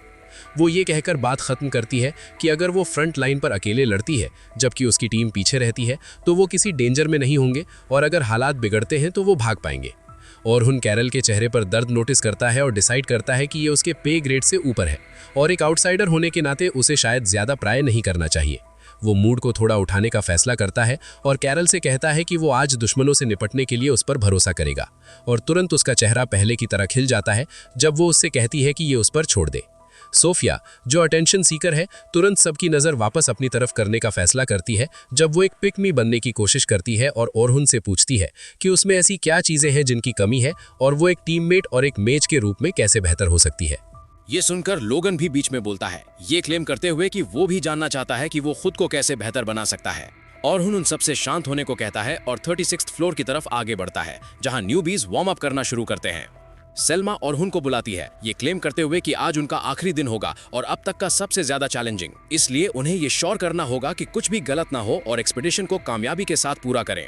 वो फिर ऑरहुन की पार्टी की तरफ मुड़ती है और क्लेम करती है कि बच्चों ने उससे काफी पसंद करना शुरू कर दिया है और ऑरहुन ऑनेस्टली बताता है कि न्यूज़पेपर आर्टिकल के बाद उसने सोचा था कि उसने शायद वो सारी रिस्पेक्ट खो दी है जो उनके मन में उसके लिए रही होगी एक पल में, लेकिन पता चलता है कि वो गलत था और ये बच्चे जितने दिखते हैं उससे कहीं ज्यादा समझदार और इंडिपेंडेंट हैं। सेल्मा सहमत होती है, ये क्लेम करते हुए कि ये ग्रुप कभी कभी थोड़ा मुश्किल हैंडफुल हो सकता है लेकिन उनका फ्यूचर बहुत ब्राइट है। वो फिर ऑरहुन को बताती है कि एल्बर्ट की मौत उनके क्लैन के लिए एक बहुत बड़ा झटका था क्योंकि वो क्लैन का स्टार था और उनका क्लैन जल्द ही पीछे गिरने लगा और वही वक्त था जब ऑरहुन का पुराना क्लैन हीरोज पार्टी आगे निकल गया। ऑरहुन क्लेम करता है कि ब्लैक ड्रैगन उनके लिए बहुत ज्यादा मुश्किल था और वो उस फाइट के दौरान बहुत आसानी से किसी को खो सकते थे जिससे उनकी पार्टी पूरी तरह क्रिपल्ड हो जाती।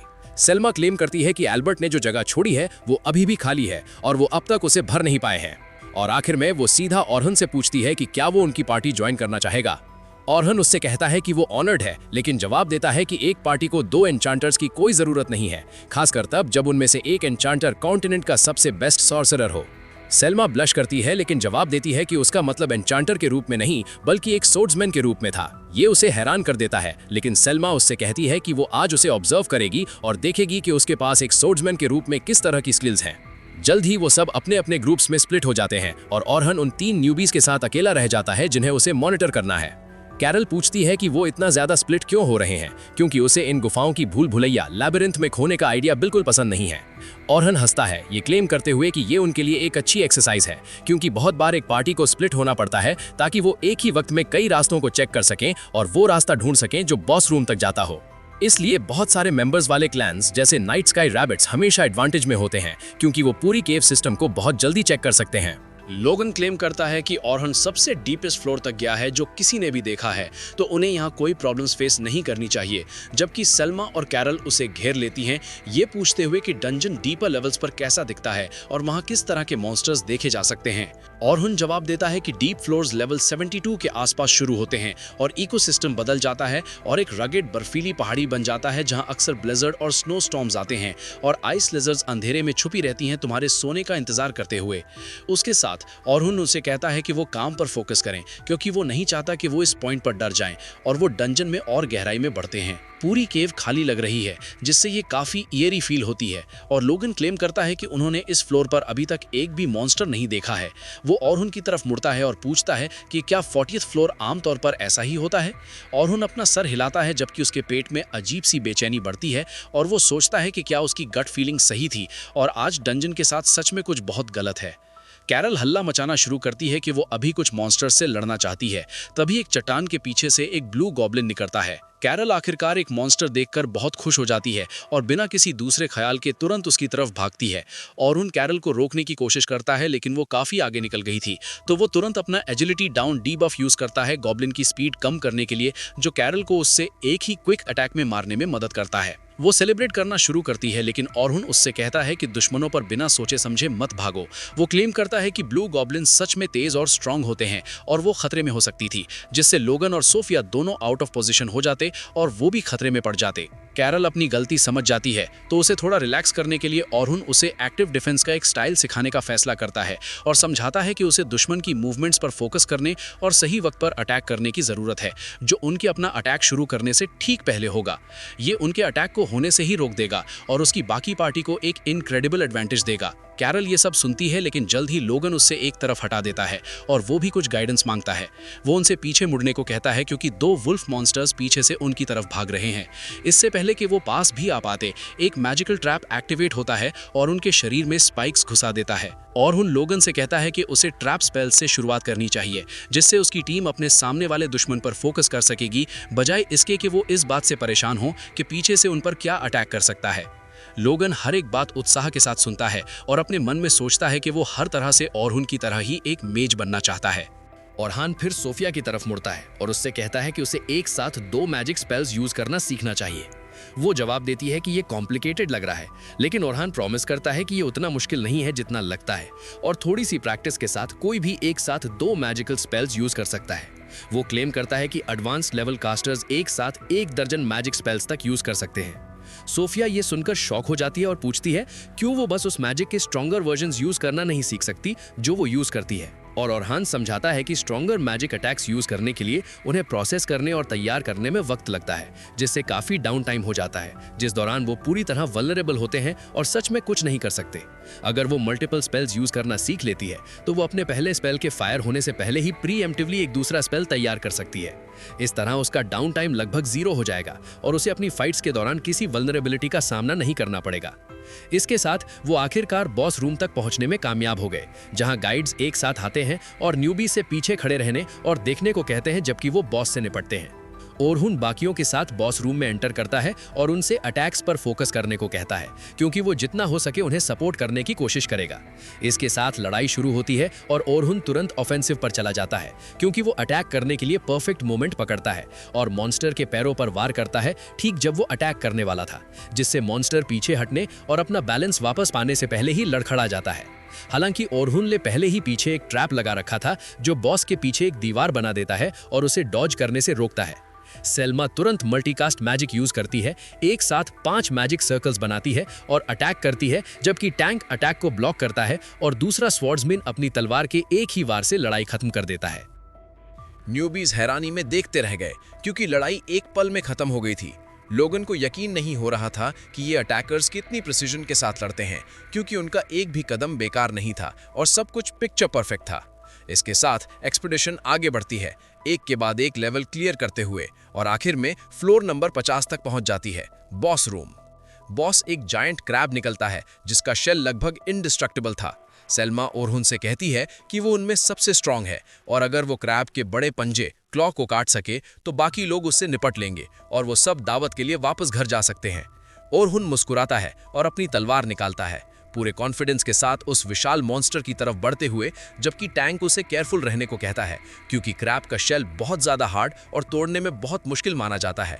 ओरहुन को हालांकि कोई परवाह नहीं लगती, वो हवा में कूदता है और अपनी तलवार क्रैब के जॉइंट पर दे मारता है, बिना किसी मेहनत के उसके बड़े पंजे को काट देते हुए, जिससे वो एक खतरा खत्म हो जाता है जिसके बारे में उन्हें केयरफुल रहना था। उसके हटने के बाद सेल्मा और बाकी लोग मॉन्स्टर से आसानी से निपट लेते हैं और हर कोई तालियां बजाता है क्योंकि एक्सपीडिशन आखिरकार खत्म हो जाती है और वो सब वापस लौटने के लिए तैयार हो जाते हैं। उनका सेलिब्रेशन हालांकि बीच में ही रुक जाता है जब ओरहुन को एक बहुत ज्यादा खौफ, ड्रेड महसूस होता है और अचानक रियलिटी खुद टूट जाती है और ब्लैक ड्रैगन रिफ्ट से बाहर निकलता है, सीधा उनकी तरफ उड़ते हुए। तो दोस्तों, स्टोरी काफी इंटरेस्टिंग होती जा रही है। इस ड्रैगन ने देश की पहले वाली नंबर 1 रैंक पार्टी के लेजेंडरी हीरो को भी मार दिया था। तो क्या हमारा ओरहुन इससे बच पाएगा? ये जानने के लिए आपको देखना होगा इसका नेक्स्ट पार्ट। इसलिए चैनल को सब्सक्राइब कर लीजिए ताकि सेकंड पार्ट अपलोड होते ही आप उसे सबसे पहले देख सके। एपिसोड की शुरुआत में हम देखते हैं कि सभी टीम्स ने अपना मिशन सक्सेसफुली कंप्लीट कर लिया है। सलमा अनाउंस करती है कि पिछले 3 दिनों की हार्डवर्क के बाद अब घर लौटने का वक्त आ गया है। सब लोग रिलीफ महसूस करते हैं और ओरहुन भी सोचता है कि चलो सब कुछ सेफली खत्म हो गया। लेकिन तभी माहौल बदल जाता है जब ओरहुन एक बेहद पावरफुल मॉन्स्टर का इंटिमिडेटिंग ऑरा महसूस करता है। वहां अचानक एक ब्लैक ड्रैगन की एंट्री होती है जिसे देखकर सब दंग रह जाते हैं। ओरहुन कहता है कि ये नामुमकिन है और सबको वहां से भागने के लिए कहता है। सलमा उस ड्रैगन का हैवी प्रेशर फील करती है और बर्नेट हैरान है कि इस फ्लोर पर इतना खतरनाक मॉन्स्टर कैसे आ सकता है। कैथी उस टायरानिकल मॉन्स्टर को देखकर सहमी हुई है। ओरुन सिचुएशन को एनालाइज करता है और समझता है कि अगर वो अकेले भागा तो शायद बच जाए, लेकिन बाकी सब मारे जाएंगे। एक ट्रू एडवेंचरर की तरह वो डिसाइड करता है कि वो किसी को धोखा नहीं देगा और सबकी जान बचाएगा। वो रियलाइज करता है कि सबको सेफ रखने का सिर्फ एक ही रास्ता है, ब्लैक ड्रैगन को हराना। जैसे ही ड्रैगन फायर ब्रेथ के लिए तैयार होता है, सलमा डिफेंसिव पोजीशन लेने का ऑर्डर देती है। कैथी अपना मैजिक वॉर्ड इन्वोक करती है और एक शील्ड क्रिएट करती है। ड्रैगन आग उगलता है, लेकिन ओरुन सीक्रेटली उस शील्ड को रीइंफोर्स कर देता है, जिसकी वजह से सब सेफ रहते हैं। सलमा को थोड़ा शक होता है कि शायद ये ओरुन की वजह से हुआ है। ओरुन ड्रैगन को डिस्ट्रैक्ट करने के लिए उसकी आंखों पर नाइफ से अटैक करता है। हालांकि ड्रैगन अपने आप को बचा लेता है, लेकिन ओरुन रुकता नहीं और ऊपर से एक पावरफुल स्ट्राइक करता है। एक बड़ा धमाका होता है, पर ड्रैगन को ज्यादा चोट नहीं लगती। ओरुन सलमा को रीअश्योर करता है कि वो हैंडल कर लेगा और सबको सेफ जोन में रहने को कहता है। अपना स्पेशल नेकलेस पहनकर ओरुन ड्रैगन का एग्रो अपनी तरफ डाइवर्ट करता है ताकि बाकी लोग सेफ रहें। सलमा उसे खतरे में देखकर पुरानी यादें याद करती है और फिक्रमंद होती है। ड्रैगन ओरुन को कुचलने की कोशिश करता है और फिर से फायर ब्लास्ट करता है, लेकिन ओरुन बड़ी चालाकी से रिफ्लेक्टिव वॉल का इस्तेमाल करता है। वो ड्रैगन की अपनी ही फायर उसी की तरफ डिफ्लेक्ट कर देता है और कहता है, कैसा लगा अपने ही अटैक का स्वाद। ओरुन रिफ्लेक्टिव वॉल के बारे में सोचता है, जो उसका एक सेल्फ डेवलप्ड ओरिजिनल मैजिक है। इस स्पेल की खासियत ये है कि ये कांटेक्ट में आने वाली हर चीज़ को वापस अटैकर पर रीडायरेक्ट कर देता है। इतना सब होने के बाद भी ड्रैगन को कोई डैमेज नहीं होता, जिससे ओरुन रियलाइज़ करता है कि अब उसे एक्सट्रीम रिस्क्स लेने होंगे। वो अपना स्टेटस बूस्ट करना शुरू करता है। सलमा हैरान रह जाती है जब वो देखती है कि ओरुन के एट्रीब्यूट्स रैपिडली एस्केलेट हो रहे हैं। ये एक extremely complex high level support magic है जो एक साथ मल्टीपल स्टैट्स को एनहांस करता है। सलमा को लगता है कि सपोर्ट मैजिक से स्टैट्स सिर्फ डबल हो सकते हैं, जो ड्रैगन के सामने काफ़ी नहीं है। लेकिन ओरुन लिमिट्स क्रॉस कर देता है और अपनी स्टेटस को ट्रिपल और फिर कंसेक्यूटिव स्टैक्स में बढ़ाता चला जाता है। सलमा के लिए ये सीन बिल्कुल इनकंसीवेबल है, क्योंकि स्टैंडर्ड रूल्स के मुताबिक स्पेल रीकास्ट करने से सिर्फ ड्यूरेशन रीसेट होती है, इंटेंसिटी नहीं बढ़ती। लेकिन ओरुन ने इसे लगातार 5 बार कास्ट करके अपनी पावर को 32 फोल्ड इंक्रीज कर लिया है। ओरुन मूव करता है तो उसकी वेलोसिटी इतनी इंटेंस होती है कि लोगन और कैरोलाइन उसे देख भी नहीं पाते। ओरुन जानता है कि वो इस स्टेट को ज़्यादा देर मेंटेन नहीं कर पाएगा, क्योंकि वो साइमल्टेनियसली 30 डिफरेंट मैजिक स्पेल्स को मैनेज कर रहा है, जो उसके ब्रेन और माना कैपेसिटी पर बहुत बड़ा बर्डन है। बैटल के दौरान जब ड्रैगन टेल अटैक करता है, ओरुन एयर में माना को सॉलिडिफाई करके एक स्टेयरकेस क्रिएट कर लेता है। ये देखकर सब शॉक हो जाते हैं। ओरुन एक्सप्लेन करता है कि ये कोई ऑर्डिनरी मैजिक नहीं, बल्कि मैजिकल कन्वर्जेंस नाम की एक स्पेशल एबिलिटी है। इस यूनिक कैपेबिलिटी से वो माना को एक पॉइंट पर कॉन्सेंट्रेट करके उसे फिजिकल फॉर्म दे सकता है, जिससे वो हवा में प्लेटफॉर्म्स बनाकर मूव कर पा रहा है। वो मेंशन करता है कि ओलिवर के पास भी यही एबिलिटी है, पर वो इसे सिर्फ ऑफेंसिव अटैक्स के लिए यूज़ करता है। फाइनली ओरुन अपने वेपन पर शार्पनेस अप और ड्यूरेबिलिटी अप के मल्टीपल इफेक्ट्स अप्लाई करके ड्रैगन पर एक लीथल स्ट्राइक करता है। ड्रैगन के थिक और इम्पेनिट्रेबल स्केल्स के बावजूद ओरुन का अटैक उन्हें पेनिट्रेट कर देता है और ड्रैगन ज़मीन पर गिर जाता है। टीम उसकी एक्स्ट्रा ऑर्डिनरी परफॉर्मेंस देखकर स्टन्ड है, पर सलमा अभी भी फिक्रमंद है, क्योंकि ओरुन अपनी लिमिट्स को डेंजरसली पुश कर रहा है और अकेले इस मैसिव बीस्ट को फेस कर रहा है। सलमा ऑब्जर्व करती है कि अरुण अभी तक कोई डिसाइसिव ब्लो नहीं दे पाया है। अरुण रियलाइज करता है कि ये बैटल एक्सट्रीम लेवल पर पहुंच गई है।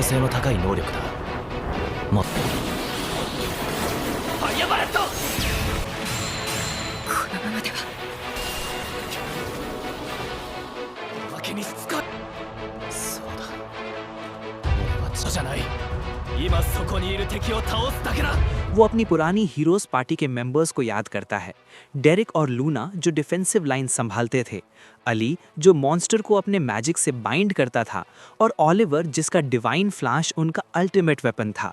अरुण समझ जाता है कि आज उसे इन सभी रोल्स को अकेले ही फुलफिल करना होगा। वो हार न मानने की कसम खाता है और ड्रैगन के सामने डट कर खड़ा हो जाता है। अरुण एक्टिव डिफेंस का इस्तेमाल करता है, जो एक डॉज टाइप डिफेंडर की एडवांस टेक्निक है। वो ड्रैगन को न्यूट्रलाइज कर देता है, जिससे वो अपनी मर्जी से अटैक नहीं कर पाता। लोगन नोटिस करता है कि अरुण जानबूझकर मॉन्स्टर का एग्रो अपनी तरफ खींच रहा है ताकि टीम सेफ रहे। सोफिया ये देखकर इमोशनल हो जाती है कि ऐसी क्रिटिकल सिचुएशन में भी अरुण उनकी सेफ्टी को प्रायोरिटी दे रहा है।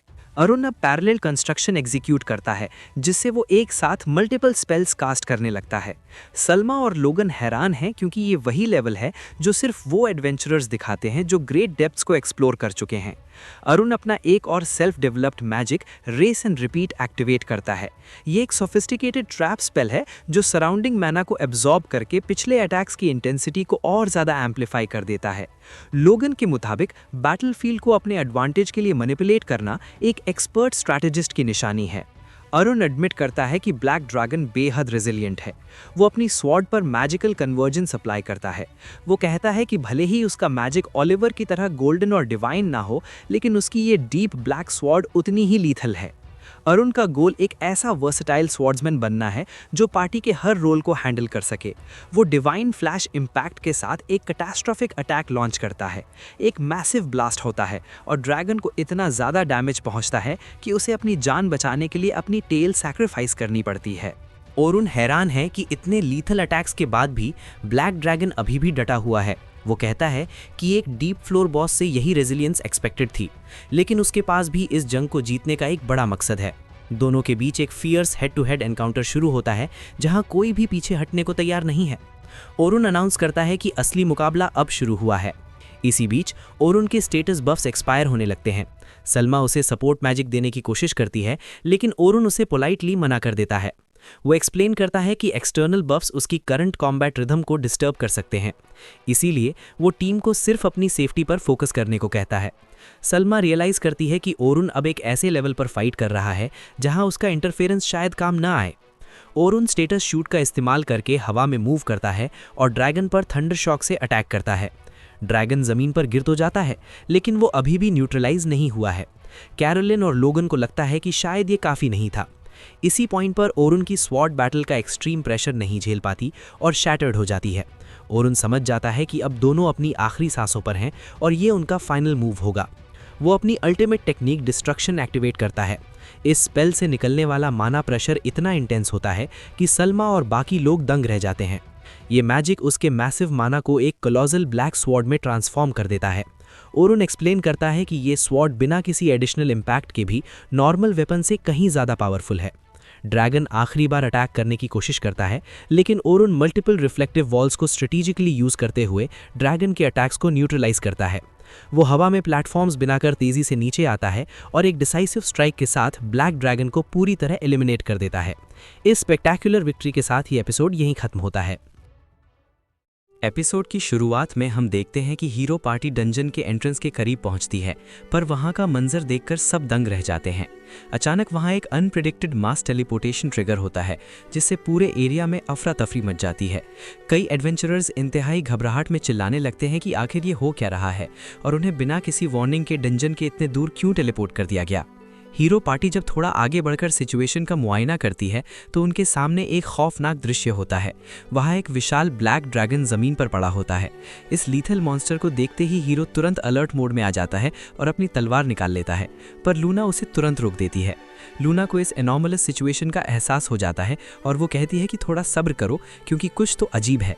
ध्यान से देखने पर पता चलता है कि वो ड्रैगन अब कोई खतरा नहीं रहा, क्योंकि उसे पहले ही न्यूट्रलाइज किया जा चुका है। तभी लूना की नज़र ओरेन पर पड़ती है, जिसकी कंडीशन इंतहाई क्रिटिकल लग रही होती है।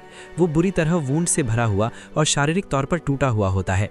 लूना तुरंत उसके पास दौड़ती है और हैरानी से पूछती है कि क्या उसने वाकई इस ब्लैक ड्रैगन से अकेले सोलो कॉम्बैट किया है। वो उसे मेडिकल असिस्टेंस ऑफर करती है ताकि उसके इंजरीज को ट्रीट किया जा सके, पर ओरेन उसे बीच में ही टोक देता है। वो बहुत ही धीमी और थकी हुई आवाज़ में बस इतना कहता है कि अब सब कुछ खत्म हो चुका है, बस यहाँ की क्लीनिंग और आफ्टर मैथ का ख्याल रखा जाए। इतना कहकर वो बिना किसी क्रेडिट की परवाह किए वहाँ से निकलने लगता है। ओरेन को इस हालत में जाते देख लूना सोचने पर मजबूर हो जाती है कि वहाँ मौजूद बाकी सब लोग बिल्कुल सही सलामत हैं, तो सिर्फ ओरेन ही इतना सिवियरली इंजर्ड क्यों है। क्या ये वाकई मुमकिन है कि उसने सिंगल हैंडेडली इस मॉन्स्टरस क्रीचर को शिकस्त दी हो। दूसरी तरफ ड्रेक का ईगो और गुस्सा आसमान छू रहा होता है। वो इस कड़ी सच्चाई को एक्सेप्ट नहीं कर पा रहा होता। वो जलन और इनकार में ओरेन से चिल्लाकर सवाल करता है कि क्या वाकई उसने इस अनबीटेबल ड्रैगन को हरा दिया। ड्रेक के लिए ये बात हजम करना नामुमकिन है कि जिसे वो कमज़ोर समझते थे उसने ऐसा अनप्रेसिडेंटेड कारनामा कर दिखाया है। डंजन के बाहर का ये माहौल अब और भी टेंशन से भर गया है, क्योंकि सबके सामने एक ही सवाल है, एक जैक ऑफ ऑल ट्रेड्स ने आखिर ये इम्पॉसिबल फीट कैसे अचीव किया। ड्रेक अपनी फ्रस्ट्रेशन में चिल्लाता रहा, मुझे नज़रअंदाज मत करो, लेकिन ऑरन ने उसकी बात का कोई जवाब नहीं दिया और एक कैलकुलेटेड इंडिफरेंस के साथ आगे बढ़ गया। ड्रेक का वुंडेड ईगो उसे और भी वायलेंट बना रहा था। ल्यूना ने सिचुएशन को एनालाइज करते हुए ड्रेक को रियलिटी चेक दिया और कहा, अब बस भी करो ड्रेक, ये ट्रूथ एकदम एविडेंट है कि ब्लैक ड्रैगन को ऑरन ने ही शिकस्त दी है। तुम अपनी टैक्टिकल वीकनेस और इन्फीरियॉरिटी को एक्सेप्ट क्यों नहीं कर लेते। लूना की ये बातें सुनकर ड्रेक पूरी तरह भड़क उठा और अग्रेसिव होकर लूना पर हमला करने के लिए आगे बढ़ा। मगर लूना, जो एक स्किल्ड मेज है, ने तुरंत अपनी पिक्सी मैजिक का इस्तेमाल किया और ड्रेक वहीं एक पल में फ्रीज हो गया। लूना ने इंतहाई काम और अथॉरिटेटिव वॉइस में कहा, ये कॉन्फ्लिक्ट अब खत्म हो चुका है, अपना आपा मत खो। इससे पहले कि सिचुएशन और एस्केलेट होती, ओलिवर ने इंटरवीन किया और दोनों को डिसिप्लिन में रहने की सख्त हिदायत दी। बाद में लूना अपने कमरे की प्राइवेसी में काफ़ी गहरी सोच में डूबी हुई थी। उसे रियलाइज़ हुआ कि उसकी इस पूरे एक्सपीडिशन की रिपोर्ट का मेन हाईलाइट सिर्फ और सिर्फ ऑरन ही होगा। ऑरन वही शख्स था जिसने उसे इमोशनल सपोर्ट दिया और उसे एडवांस्ड स्पेल्स एग्जीक्यूट करने के लिए मोटिवेट किया। उसने लूना को पैरेलल कंस्ट्रक्शन जैसे कॉम्प्लेक्स मैजिकल कॉन्सेप्ट सिखाए और उस नोटोरियस ब्लैक ड्रैगन को सोलो कॉम्बैट में डिफीट करके एक इम्पॉसिबल फीट अचीव किया। ऑरन ने एक बार फिर उसकी लाइफ सेव की थी। लूना सोचने लगी कि कॉम्बैट के दौरान ऑरन का ऑरा कितना कमांडिंग और इम्प्रेसिव लग रहा था, जबकि नॉर्मल कंडीशंस में उसके फेशियल एक्सप्रेशंस काफ़ी सॉफ्ट और हम्बल होते हैं। शायद इसी एक्सट्रीम पर्सनैलिटी कॉन्ट्रास्ट को लोग गैप कहते हैं। दूसरी तरफ सेल्मा जब अपने घर पहुंची तो वो डिप्रेस्ड और एग्जॉस्टेड लग रही थी। उसकी बहन सोफिया ने उसे वार्म वेलकम देते हुए कहा, sister welcome back home. Selma इतनी थकी हुई थी कि वो बिना कुछ कहे सीधा बेड पर लेट गई। सोफिया ने नोटिस किया कि काफ़ी लंबे अरसे बाद वो अपनी बहन को इतने मेंटल और फिजिकल स्ट्रेन में देख रही है। सोफिया ने उसे सजेस्ट किया कि सोने से पहले एक वार्म बाथ लेना उनके लिए थेराप्यूटिक होगा। दोनों हॉट वाटर बाथ लेने चली गईं, जहां सेल्मा ने सोफिया का शुक्रिया अदा किया। थैंक यू सोफिया, मुझे इस बात की बेहद खुशी है कि आज तुम बिल्कुल सेफ और साउंड हो। सोफिया ने एक एडमायर करने वाली मुस्कुराहट के साथ जवाब दिया। ये सब ऑरेंज सान की एक्स्ट्राऑर्डिनरी एबिलिटीज की वजह से मुमकिन हो पाया। वो आज वाकई बहुत कूल और हीरोइक लग रहे थे, है ना? सेल्मा ने थोड़ा सीरियस होकर पूछा, सुनो सोफिया, तुमने ऑरेन और ब्लैक ड्रैगन की उस फियर्स बैटल को ऑब्जर्व किया, तुम्हें क्या लगा? सोफिया ने कहा कि ऑरेन अनबिलीवेबल लेवल पर ताकतवर था। सेल्मा ने एक ठंडी सांस भरी और कहा, हाँ ये तो एक प्रिडिक्टेबल और नॉर्मल रिएक्शन है। रियलिटी तो ये है कि ऑरेन की स्ट्रेंथ हमारी अंडरस्टैंडिंग से इतनी ज़्यादा एडवांस्ड है कि मैं तो उसकी पावर का सही अंदाज़ा भी नहीं लगा पा रही हूँ। तब सोफिया ने सेल्मा को सरप्राइज करते हुए कहा, लेकिन मैं उसकी पावर को समझ गई थी। सेल्मा ने शॉक्ड होकर उसकी तरफ देखा और पूछा, क्या? आखिर तुमने ऐसा क्या एनालाइज किया जो मैं समझ नहीं पाई? सोफिया ने थोड़ा झिझकते हुए माहौल को हल्का करने की कोशिश की और कहा, सिस्टर आप इतना ज़्यादा मत सोचिए। ओरेन सान की मूवमेंट्स और उनका मैजिक वाकई एक्स्ट्राऑर्डिनरी था, लेकिन अगर आप गौर से देखें तो उनका पूरा कॉम्बैट स्टाइल उन्हीं फंडामेंटल्स पर बेस्ड था जो उन्होंने हमें सिखाए थे। उनका अटैकिंग पैटर्न और डिफेंसिव मनूवर्स बिल्कुल वैसा ही था जैसा एक आइडियल अटैकर और डिफेंडर को होना चाहिए। उन्होंने हमें दिखाया कि बेसिक्स को अगर परफेक्शन के साथ एग्जीक्यूट किया जाए तो वो कितना लीथल हो सकता है। मेरे लिए ये एक बहुत बड़ा लर्निंग एक्सपीरियंस था, क्योंकि उन्होंने वो सब अकेले कर दिखाया जो पूरी पार्टी मिलकर करती है। वो सच में कमाल के हैं, है ना? सेल्मा ये सुनकर गहरी सोच में डूब गई। उसे लगा था कि ओरेन की वो बेहिसाब ताकत उसकी समझ से बाहर है, लेकिन सोफिया का पर्सपेक्टिव बिल्कुल अलग था। सोफिया ने उस तबाही के पीछे छुपे हुए डिसिप्लिन और बेसिक्स को पहचान लिया था। सेल्मा ने सोफिया की तरफ देखा और गर्व से कहा, सोफिया तुम वाकई कमाल की हो जो तुमने इतनी बारीकी से सब एनालाइज किया। मगर सोफिया ने फौरन इनकार करते हुए कहा, नहीं सिस्टर, असलियत में तो आप मुझसे कहीं ज़्यादा बेहतर हैं। मैं सबसे ज़्यादा आपकी रिस्पेक्ट करती हूँ क्योंकि आप हमेशा अपने उसूलों पर चलती हैं। आप इतनी कूल और रिलायबल हैं कि पूरा क्लैन आप पर भरोसा करता है। मैं भी बड़े होकर बिल्कुल आप जैसा बनना चाहती हूँ, पर प्लीज़ खुद पर इतना ज़्यादा प्रेशर मत डालिए। वहीं दूसरी तरफ ओरेन की सुबह काफ़ी दर्दनाक थी। उसके जिस्म का हर हिस्सा किंटेपल सपोर्ट मैजिक के साइड इफ़ेक्ट्स झेल रहा था। उसने अपने दर्द को कंट्रोल करने के लिए रिलीफ पेन मैजिक का इस्तेमाल किया, जिससे उसे थोड़ी राहत महसूस हुई। वो कर्राहते हुए बड़बड़ाया, पूरा शरीर टूट रहा है, लगता है दोपहर होने वाली है। कल मैंने सच में अपनी लिमिट्स को एक्सीड कर दिया था। इतना हैवी मैजिक और पैरेलल कंस्ट्रक्शन यूज करने के बाद भी मेरा माना पाथवे डैमेज नहीं हुआ, ये मेरी खुशकिस्मती, गुड लक ही है। तभी उसकी नज़र खिड़की से बाहर पड़ी और उसने देखा कि सलमा उससे मिलने आ रही है। थोड़ी देर बाद दोनों साथ बैठकर चाय पी रहे थे। सलमा ने थोड़ा अपॉलोजेटिक होकर कहा, आज आपको इस थकान की हालत में परेशान करने के लिए माफ़ी चाहती हूँ। अब आपकी तबीयत कैसी है? ओरिन ने हल्की मुस्कुराहट के साथ जवाब दिया, जैसा कि तुम देख रही हो मैं अब बेहतर हूँ। इतनी दूर मुझसे मिलने आने के लिए शुक्रिया। तभी सलमा अपनी सीट से खड़ी हुई अपना सर झुकाकर बोली, और इंसान, आपकी वजह से ये ट्रेनिंग एक्सपीडिशन बिना किसी कैजुअल्टी के सक्सेसफुली पूरा हुआ। हम सब आपके आभारी हैं। आपने न सिर्फ मेरी जान बचाई बल्कि उन नए एडवेंचरर्स को भी एक नया जीवन दिया है। इस एहसान के लिए मैं आपका शुक्रिया अदा करती हूँ। बात को आगे बढ़ाते हुए सलमा ने एक प्रपोजल रखा, और इंसान, दरअसल हमारे लीडर आपसे मिलने के लिए काफ़ी उत्सुक हैं। क्या आप मेरे साथ अभी हमारे क्लैन ऑफिस चल सकते हैं? ओरिन ने सुकून से जवाब दिया, ज़रूर। वैसे भी आज मेरे पास कोई और ज़रूरी काम नहीं है। दोनों नाइट स्काई सिल्वर रैबिट के हेडक्वार्टर्स पहुंचे, जहां उनका सामना विंस से हुआ। विंस ने बिना वक्त ज़ाया किए सीधे पॉइंट पर आते हुए कहा, और इंसान, मैं घुमा फिरा कर बात नहीं करूंगा। क्या आप हमारे clan night sky silver rabbit को ज्वाइन करना चाहेंगे? हमारी ख्वाहिश है कि आप हमारी यूनिट 1 के फ्रंट लाइन अटैकर बने, जो हमारे पूरे क्लैन की सबसे एलीट और पावरफुल पार्टी है। इतना ही नहीं, मैं आपकी काबिले तारीफ परफॉर्मेंस को देखते हुए आपको हमारे क्लैन का ल्यूटेनेंट बनाने की रिकमेंडेशन देना चाहता हूँ। ओरिन ये सुनकर दंग रह गया। उसने हैरानी से पूछा, ल्यूटेनेंट, पर मैं अभी उम्र और एक्सपीरियंस में काफ़ी छोटा हूँ। विंस ने उसकी आंखों में देखते हुए यकीन के साथ कहा, आपके पास वो एक्सपीरियंस और रॉ स्ट्रेंथ है जो बड़े बड़े वॉरियर्स में नहीं होती। आप एजुकेटेड हैं, मैच्योर हैं, मेहनती भी हैं। एक ल्यूटेनेंट में जो क्वालिटीज़ होनी चाहिए वो सब आप में मौजूद हैं। सलमा, तुम भी मुझसे एग्री करती हो ना? सलमा ने विंस की बात को सपोर्ट किया और काफ़ी गर्व के साथ कहा, जी हाँ, मैं दिल से चाहती हूँ कि हम मिलकर इस क्लैन को एक नया सहारा दें और इसे मजबूत बनाएं। ओरेन ने एक पल के लिए सोचा कि आमतौर पर कोई भी एस्पिरेंट इतने प्रेस्टीजियस और एक्सेप्शनल ऑफर को बिना सोचे तुरंत एक्सेप्ट कर लेता, पर उसके दिमाग में पुराने तजुर्बे यानी एक्सपीरियंसेस चल रहे थे। उसने काफ़ी पोलाइट पर फर्म टोन में जवाब दिया, आई एम सॉरी, पर क्या आप मुझे इस प्रपोजल पर गौर करने के लिए थोड़ा और वक्त दे सकते हैं?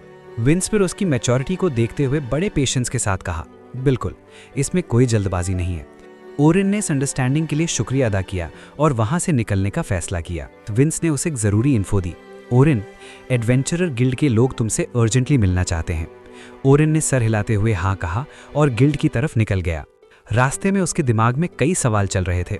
उसे यकीन नहीं हो रहा था कि नाइट स्काई सिल्वर रैबिट जैसा टॉप टियर क्लैन उसे रिक्रूट करने में इतनी दिलचस्पी दिखा रहा है। उसने अपने मन में पूछा, क्या वाकई मुझे फिर से वही कंपेनियनशिप और लॉयल साथी मिल पाएंगे जिन पर मैं आंख बंद करके भरोसा कर सकूं? गिल्ड जाने से पहले ओरिन उस बूढ़े दुकानदार ओल्ड मैन के पास पहुंचा। ओल्ड मैन ने उसे देखा और हल्की मुस्कुराहट के साथ कहा, मुझे माफ़ करना, पर तुम हमेशा अपने उम्र से ज़्यादा मैच्योर और कैलकुलेटेड लगते हो। कभी कभी तुम्हें एक नॉर्मल नौजवान की तरह अपने जज्बात जाहिर करते देखकर अच्छा लगता है। ओरिन ने काफ़ी सीरियसली जवाब दिया, मैं इस ऑफ़र को लेकर काफ़ी स्केप्टिकल हूँ। ये सच है कि वो लोग मेरी एबिलिटीज़ को काफ़ी अप्रिशिएट कर रहे हैं, पर मेरे डर की वजह मेरी पुरानी यादें हैं। ओल्ड मैन ने रियलिटी चेक देते हुए पूछा, शायद तुम्हें फिक्र है कि कहीं वो लोग तुम्हें सिर्फ एक यूटिलिटी टूल की तरह यूज़ करके डिस्कार्ड ना कर दें, जैसे तुम्हारे पुराने साथियों ने किया था। ओरिन ने खामोशी से इस कड़ी सच्चाई को एक्सेप्ट किया। ओल्ड मैन ने समझाया, देखो, यूटिलिटेरियन अप्रोच शायद सुनने में अच्छा ना लगे, लेकिन सच तो यही है कि लोग एक दूसरे की वीकनेसेस को कॉम्प्लीमेंट करके और म्यूचुअल सपोर्ट के सहारे ही आगे बढ़ते हैं। रिलायंस और एक्सप्लॉयटेशन की बीच की लाइन बहुत बारीक होती है। ओरिन ने उनकी बात से इत्तेफाक तो किया, पर ओल्ड मैन ने उसे मशवरा दिया कि फाइनल डिसीजन लेने से पहले थोड़ा और इंट्रोस्पेक्शन कर लो। इसके बाद ओरिन सीधा एडवेंचरर गिल्ड पहुंचा, जहां एक हाई लेवल इमरजेंसी मीटिंग चल रही होती है। वहां हीरो पार्टी, गिल्ड चीफ और बाकी इन्फ्लुएंशियल मेंबर्स मौजूद थे। ओरिन को देखकर गिल्ड मास्टर ने सिचुएशन को एड्रेस किया और पूछा, ओरिन, तो ये रिपोर्ट सही है कि 50th फ्लोर पर एक अनोमलस ब्लैक ड्रैगन जाहिर हुआ और तुमने उसे सिंगल हैंडेडली न्यूट्रलाइज कर दिया? इससे पहले कि ओरिन कुछ टेक्निकल एक्सप्लेनेशन देता, हीरो पार्टी का एक मेंबर एरोगेंस में बोला, उसने अकेले नहीं हराया, हमने ड्रैगन को पहले ही काफ़ी डेबिलिटेट कर दिया था। ओरिन तो बस किस्मत वाला था कि उसे लास्ट किलिंग ब्लो देने का मौका मिल गया। ईली ने भी उसकी बात में हाँ मिलाते हुए कहा, तुम्हारी किस्मत अच्छी थी कि हमने इनडायरेक्टली तुम्हारी जान बचा ली। ओरिन ने उनकी ये टॉक्सिक और बेसलेस क्लेम्स सुनी और उन्हें तुरंत शट डाउन किया। उसने बहुत ही कोल्ड और प्रोफेशनल टोन में उन दोनों को खामोश रहने को कहा और सीधा ओलिवर की तरफ देखकर एक टैक्टिकल सवाल किया। तुम अपनी पूरी टीम के साथ बिना किसी प्रॉपर रिकनेसांस के सीधा 92nd फ्लोर पर क्यों चले गए? क्या तुम्हें अपनी सीनियरिटी पर इतना घमंड था कि तुम्हें लगा वहां पहले जा चुके हो तो इस बार भी सब आसान होगा? तुमने अपनी नेग्लिजेंस की वजह से पूरी टीम को खतरे में डाला। मैं सही हूं ना? ओरेन ने उनकी अनप्रोफेशनलिज्म को सबके सामने नंगा कर दिया था। ओरेन ने ओलिवर की आंखों में देखते हुए काफी गंभीर लहजे में कहा कि मैंने तुम्हें कई बार वार्निंग दी थी कि अपनी कैपेसिटी और स्ट्रेंथ को प्रायोरिटाइज किए बिना आगे बढ़ना कितना डेंजरस हो सकता है। डीप फ्लोर्स पर सर्वाइवल के लिए सिर्फ ताकत नहीं बल्कि पेशेंस की जरूरत होती है और वहां कई बार टीम के मेंबर्स मौत के मुंह से बाल बाल बचे थे। लेकिन ओलिवर ने अपनी पुरानी एरोगेंस दिखाते हुए जवाब दिया कि इसी रिस्क को ऑप्टिमाइज करने के लिए तो हमने टीम में एक नया रिक्रूटमेंट किया था। उसका मानना था कि नए सपोर्ट मेज का मैजिक आउटपुट और इनसे कहीं ज्यादा पावरफुल है, इसलिए उसे लगा कि अब वो लोग डंजन की और गहराई तक पेनिट्रेट कर सकते हैं। ओरेन ने थोड़ा शांत होकर जवाब दिया कि मुझे इस बात का बुरा नहीं लगा कि तुमने मुझे पार्टी से टर्मिनेट कर दिया, बल्कि मुझे गुस्सा इस बात पर है कि तुम कॉम्बैट डायनामिक्स और एक सपोर्टर के रोल को कितना अंडर एस्टिमेट करते हो। ओलिवर ने फिर से वही पुरानी बात दोहराई कि उसे सपोर्टर की वैल्यू अच्छी तरह पता है और इसी वजह से उसने एक बेहतर ऑप्शन चुना। पर ओरेन ने एक टैक्टिकल सवाल पूछा कि अगर तुम्हें सपोर्टर की इतनी ही समझ थी तो तुमने बिना किसी प्रिपरेशन के डायरेक्टली डीप फ्लोर से एक्सपेडिशन शुरू ही क्यों की? क्या तुम्हें एहसास भी है कि डंजन में डिसेंट के वक्त एक सपोर्टर को कितनी मेंटल कंसंट्रेशन और प्रिसिजन की जरूरत होती है? ओलिवर ने इस पर एक बहुत ही अनप्रोफेशनल और बचकाना जवाब दिया। उसने कहा कि एक सपोर्टर का काम तो बस एक सेफ जोन में बैठना होता है और जैसे ही बफ्स का पहला साइकिल खत्म हो बस दूसरा स्पेल कास्ट कर देना होता है। उसके मुताबिक ये एक बहुत ही सिंपल और रिपीटेटिव टास्क है। ओरेन ने हैरानी से पूछा कि क्या तुम वाकई इस बात को लेकर सीरियस हो? ओलिवर ने बिना किसी हिचकिचाहट के हाँ कहा, जिसे सुनकर ओरेन का सब्र जवाब देने लगा। ओरेन ने सिचुएशन को टेक्निकली एक्सप्लेन करते हुए कहा कि मुझे यकीन नहीं हो रहा कि तुम इतने बड़े लीडर होकर इतनी बेसिक बात नहीं समझते। उसने बताया कि कैसे अलग अलग बफ्स का ड्यूरेशन 61 सेकेंड्स, 134 सेकेंड्स और 186 सेकेंड्स जैसा फ्रैगमेंटेड होता है। एक सपोर्टर को इन सब का रियल टाइम कैलकुलेशन रखना पड़ता है ताकि सही माइक्रोसेकंड पर मैजिक को रीअप्लाई किया जा सके। इसके साथ साथ पूरी पार्टी को स्ट्रेटेजिक इंस्ट्रक्शंस देना और हर मेंबर की कंडीशन मॉनिटर करना कोई आसान काम नहीं है। ओरेन ने ओलिवर को उसकी इग्नोरेंस का आईना दिखा दिया था। अगली सुबह सोफिया, लोगन और कैरोलाइन एक जगह इकट्ठा थे और उनके दिमाग में बस एक ही फिक्र चल रही थी। लोगन ने सोफिया से पूछा कि क्या उसे ओरेन के फ्यूचर प्लान्स के बारे में कोई इन्फॉर्मेशन है। सोफिया ने मायूसी से सर हिला दिया और कहा कि उसे कुछ नहीं पता। कैरोलाइन ने भी इस पर अफसोस जताया कि कल उन्हें ओरेन से ठीक से इंटरैक्ट करने का या उसका हालचाल पूछने का मौका ही नहीं मिला। लोगन ने एक स्पेकुलेशन रखा कि क्या ओरेन वाकई knights of the silver rabbit join कर लेगा। कैरोलाइन ने नोटिस किया कि लोगन भी वही सोच रहा है जो उन सब के मन में था। उन्हें लग रहा था कि ओरेन की एबिलिटीज अब एक अलग ही लेवल पर हैं। लोगन ने फिर सजेस्ट किया कि क्यों ना हम सब मिलकर ओरेन से डायरेक्टली इस बारे में बात करें और उससे उसकी राय पूछें। कैरोलाइन को ये आइडिया काफी लॉजिकल लगा, पर सबसे बड़ा सवाल ये था कि फिलहाल ओरेन है कहाँ। सोफिया ने ग्रुप को सजेस्ट किया कि उनकी सिस्टर सेल्मा को शायद ओरेन के ठिकाने के बारे में सही जानकारी हो सकती है। अगले सीन में हम सेल्मा को एक बेंच पर अकेला बैठा हुआ देखते हैं, जो काफी गहरी सोच में डूबी होती है। वो अपने अंतर्मन में ओरेन की अनबिलीवेबल स्ट्रेंथ के बारे में सोच रही होती है। सेल्मा खुद से कहती है कि वो दिल से चाहती है कि ओरेन उनके क्लान के साथ जुड़ जाए, पर तभी उसके मन में एक संशय पैदा होता है। वो सोचती है कि क्या ओरेन जैसा एक एक्सेप्शनली केपेबल शख्स फिर से कंपेनियंस की तलाश करेगा। सेल्मा को लग रहा था कि ओरेन अब इतना प्रोफिशिएंट हो चुका है कि वो किसी के बिना भी अपना काम बखूबी चला सकता है।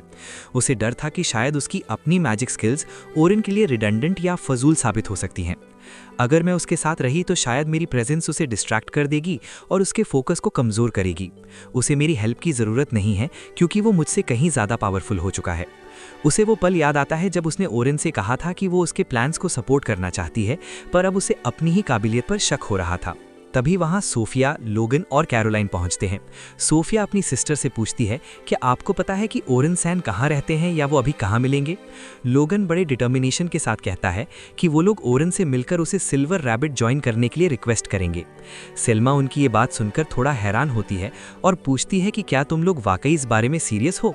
वो उन्हें रियलिटी चेक देने की कोशिश करती है कि ओरेन की इमेंस पावर के सामने शायद वो सब लोग बस एक रुकावट या बर्डन ही बनेंगे और उसकी स्पीड को धीमा कर देंगे। मगर लोगन का नज़रिया बिल्कुल अलग था। उसने कहा कि उसे अपनी कमजोरियों का एहसास है, पर ओरेन के साथ रहकर ही वो ये समझ पाएगा कि उसे असलियत में क्या सीखना है और कैसे ग्रो करना है। कैरोलाइन ने भी उसका साथ देते हुए कहा कि जब ओरेन किसी को गाइड करता है तो सीखने वाला बहुत जल्दी मजबूत बन सकता है। सोफिया ने भी अपनी ख्वाहिश जाहिर की कि वो ओरेन के साथ और ज़्यादा वक्त बिताना चाहती है। सेल्मा को रियलाइजेशन होता है कि वो ज़्यादा ही ओवरथिंक कर रही थी। वो समझ जाती है कि ओरेन के साथ रहकर ही वो लोग अपने लिमिट्स को पुश कर सकते हैं और एक दिन ऐसे पार्टनर्स बन सकते हैं जिन्हें ओरेन भी एक्नॉलेज करे। सेल्मा उन्हें बताती है कि ओरेन अभी एडवेंचरर गिल्ड गया है और अगर वो जल्दी निकलते हैं तो शायद उसे इंटरसेप्ट कर लें। तीनों थैंक यू कहकर तेजी से गिल्ड की तरफ निकल जाते हैं। अगले सीन में ओरेन को दिखाया जाता है जो एडवेंचरर गिल्ड से बाहर आ रहा होता है। वो काफ़ी थका हुआ और ड्रेन्ड महसूस कर रहा होता है। उसके दिमाग में उन फोर्स टेलीपोर्टेशन के नतीजों और हीरो पार्टी पर होने वाली डिसिप्लिनरी एक्शन की बातें चल रही होती हैं।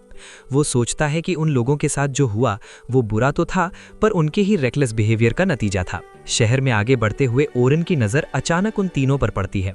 वो थोड़ा परप्लेक्स्ड हो जाता है कि ये लोग यहाँ क्या कर रहे हैं। तभी कैरोलाइन उसे देख लेती है। ओरेन, जो शायद मेंटल फटीग और थकान की वजह से किसी से बात करने की हालत में नहीं था, वहाँ से रिफ्लेक्सिवली भागने लगता है।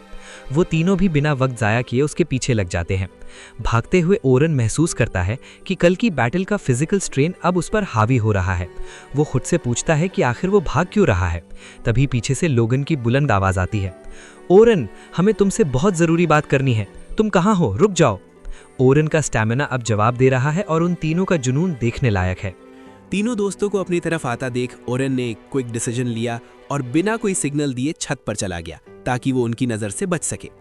लोगन, सोफिया और कैरोलाइन उसे शहर की गलियों में ढूंढते रहे, पर ओरेन उनकी पहुंच से काफ़ी ऊपर बिल्डिंग की छत से उनकी बेचैनी को ऑब्जर्व कर रहा था। जब वो लोग वहां से थोड़ा दूर निकल गए तब ओरेन सीधा ओल्ड मैन की शॉप पर पहुंचा। ओल्ड मैन ने उसे हाँफते हुए देखकर सवाल किया कि आखिर वो उन बच्चों से कतरा क्यों रहा है। ओरेन ने एक ठंडी सांस भरी और बताया कि उसने फैसला कर लिया है कि वो अब किसी और पार्टी का हिस्सा नहीं बनेगा, क्योंकि उसे डर है कि फ्यूचर में उसके फैसलों से उन्हें दुख पहुंचेगा। ओल्ड मैन ने उसकी बात सुनकर मुस्कुराते हुए कहा कि तुम्हारा उनसे बचना ही इस बात का सबूत है कि वो तीनों तुम्हारे लिए कितने मायने रखते हैं। वहीं दूसरी तरफ कैरोलाइन थोड़ी कंफ्यूज थी और कह रही थी कि ओरेन का हमें इस तरह इग्नोर करना काफ़ी अजीब है। उसे लगा कि शायद ओरेन को सिल्वर रैबिट ज्वाइन करने में कोई दिलचस्पी नहीं है। लोगन ने डिटर्मिनेशन के साथ जवाब दिया कि वही तो पूछने हम उसके पास जा रहे हैं। सोफिया ने डर जताया कि अगर उसने मना कर दिया तो क्या होगा। लोगन ने बिना सोचे कह दिया कि अगर ऐसा हुआ तो वो खुद सिल्वर रैबिट छोड़ देगा और ओरेन का शिष्य यानी डिसाइपल बन जाएगा। कैरोलिन और सोफिया ने भी तुरंत हाँ में हाँ मिलाई कि वो भी फिर वही करेंगे, क्योंकि वो ओरेन को अलविदा कहने के लिए तैयार नहीं थे। ओरेन खिड़की के पीछे खड़ा उनकी ये अटैचमेंट और वफादारी देख रहा था। ओल्ड मैन ने उसे समझाया कि उसे अब अकेला रहने की जरूरत नहीं है, क्योंकि इंसान अपनी असली जगह दूसरों के साथ मिलकर ही ढूंढता है। रात के वक्त ओरेन एक एकांत और शांत जगह पर बैठा हुआ था जब अचानक सोफिया वहां पहुंच गई। उसने ओरेन का शुक्रिया अदा किया और पूछा कि वो दिन भर कहाँ गायब था।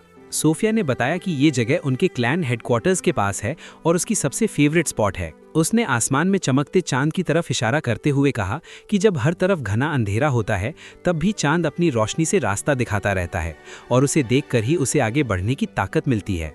सोफिया ने नाइट स्काई सिल्वर रैबिट के नाम का मतलब समझाते हुए बताया कि जैसे चांद रात का मार्गदर्शक यानी गाइड होता है, वैसे ही उनका क्लैन एडवेंचरस के लिए एक रास्ता दिखाने वाली ताकत बनना चाहता है। सोफिया ने बड़े मासूमियत और उम्मीद के साथ ओरेन से एक बार फिर पूछा कि क्या वो उनका साथ देगा। ओरेन ने उससे पूछा कि उसके लिए ये क्लैन असलियत में क्या है। सोफिया ने गर्व से जवाब दिया कि उस क्लैन ने उसे जीना सिखाया है और ढेर सारी खुशियां दी हैं। उसके लिए वही उसका असली घर है। ओरेन को वहां बिलोंगिंग का एहसास हुआ और अगले ही पल वो विंस के पास पहुंच गया। उसने विंस को लीडर कहकर एड्रेस किया और बड़े सम्मान के साथ रिक्वेस्ट की, कृपया मुझे night sky silver rabbit join करने की इजाज़त दें। विंस ने उसका दिल से स्वागत किया और सेल्मा ने खुशी खुशी उसे गौरवशाली गिल्ड यूनिफॉर्म हैंड ओवर कर दी। जब ओरन नया यूनिफॉर्म पहनकर बाहर आया और उन तीनों से मिला तो उसने ऑफिशियली अनाउंस किया कि अब से वो उनके साथ इस क्लैन का एक नया और अभिन्न हिस्सा है। अब जब ओरेन एक एलीट क्लैन की यूनिट 1 को लीड करेगा तो क्या ओलिवर की पार्टी अपनी गलती मानकर पीछे हटेगी या फिर उनका घमंड उन्हें किसी और बड़ी तबाही की तरफ ले जाएगा? एक तरफ वो लोग हैं जिन्हें बेसिक्स का भी नहीं पता और दूसरी तरफ है हमारा ओरेन जो अब नए रिकॉर्ड सेट करने के लिए पूरी तरह तैयार है। वैसे दोस्तों, आपको क्या लगता है? उन क्लाउन्स यानी ओलिवर की पुरानी पार्टी के लिए 2 शब्द कमेंट सेक्शन में लिखना मत भूलना। देखते हैं किसके पास सबसे सैवेज रिप्लाई है।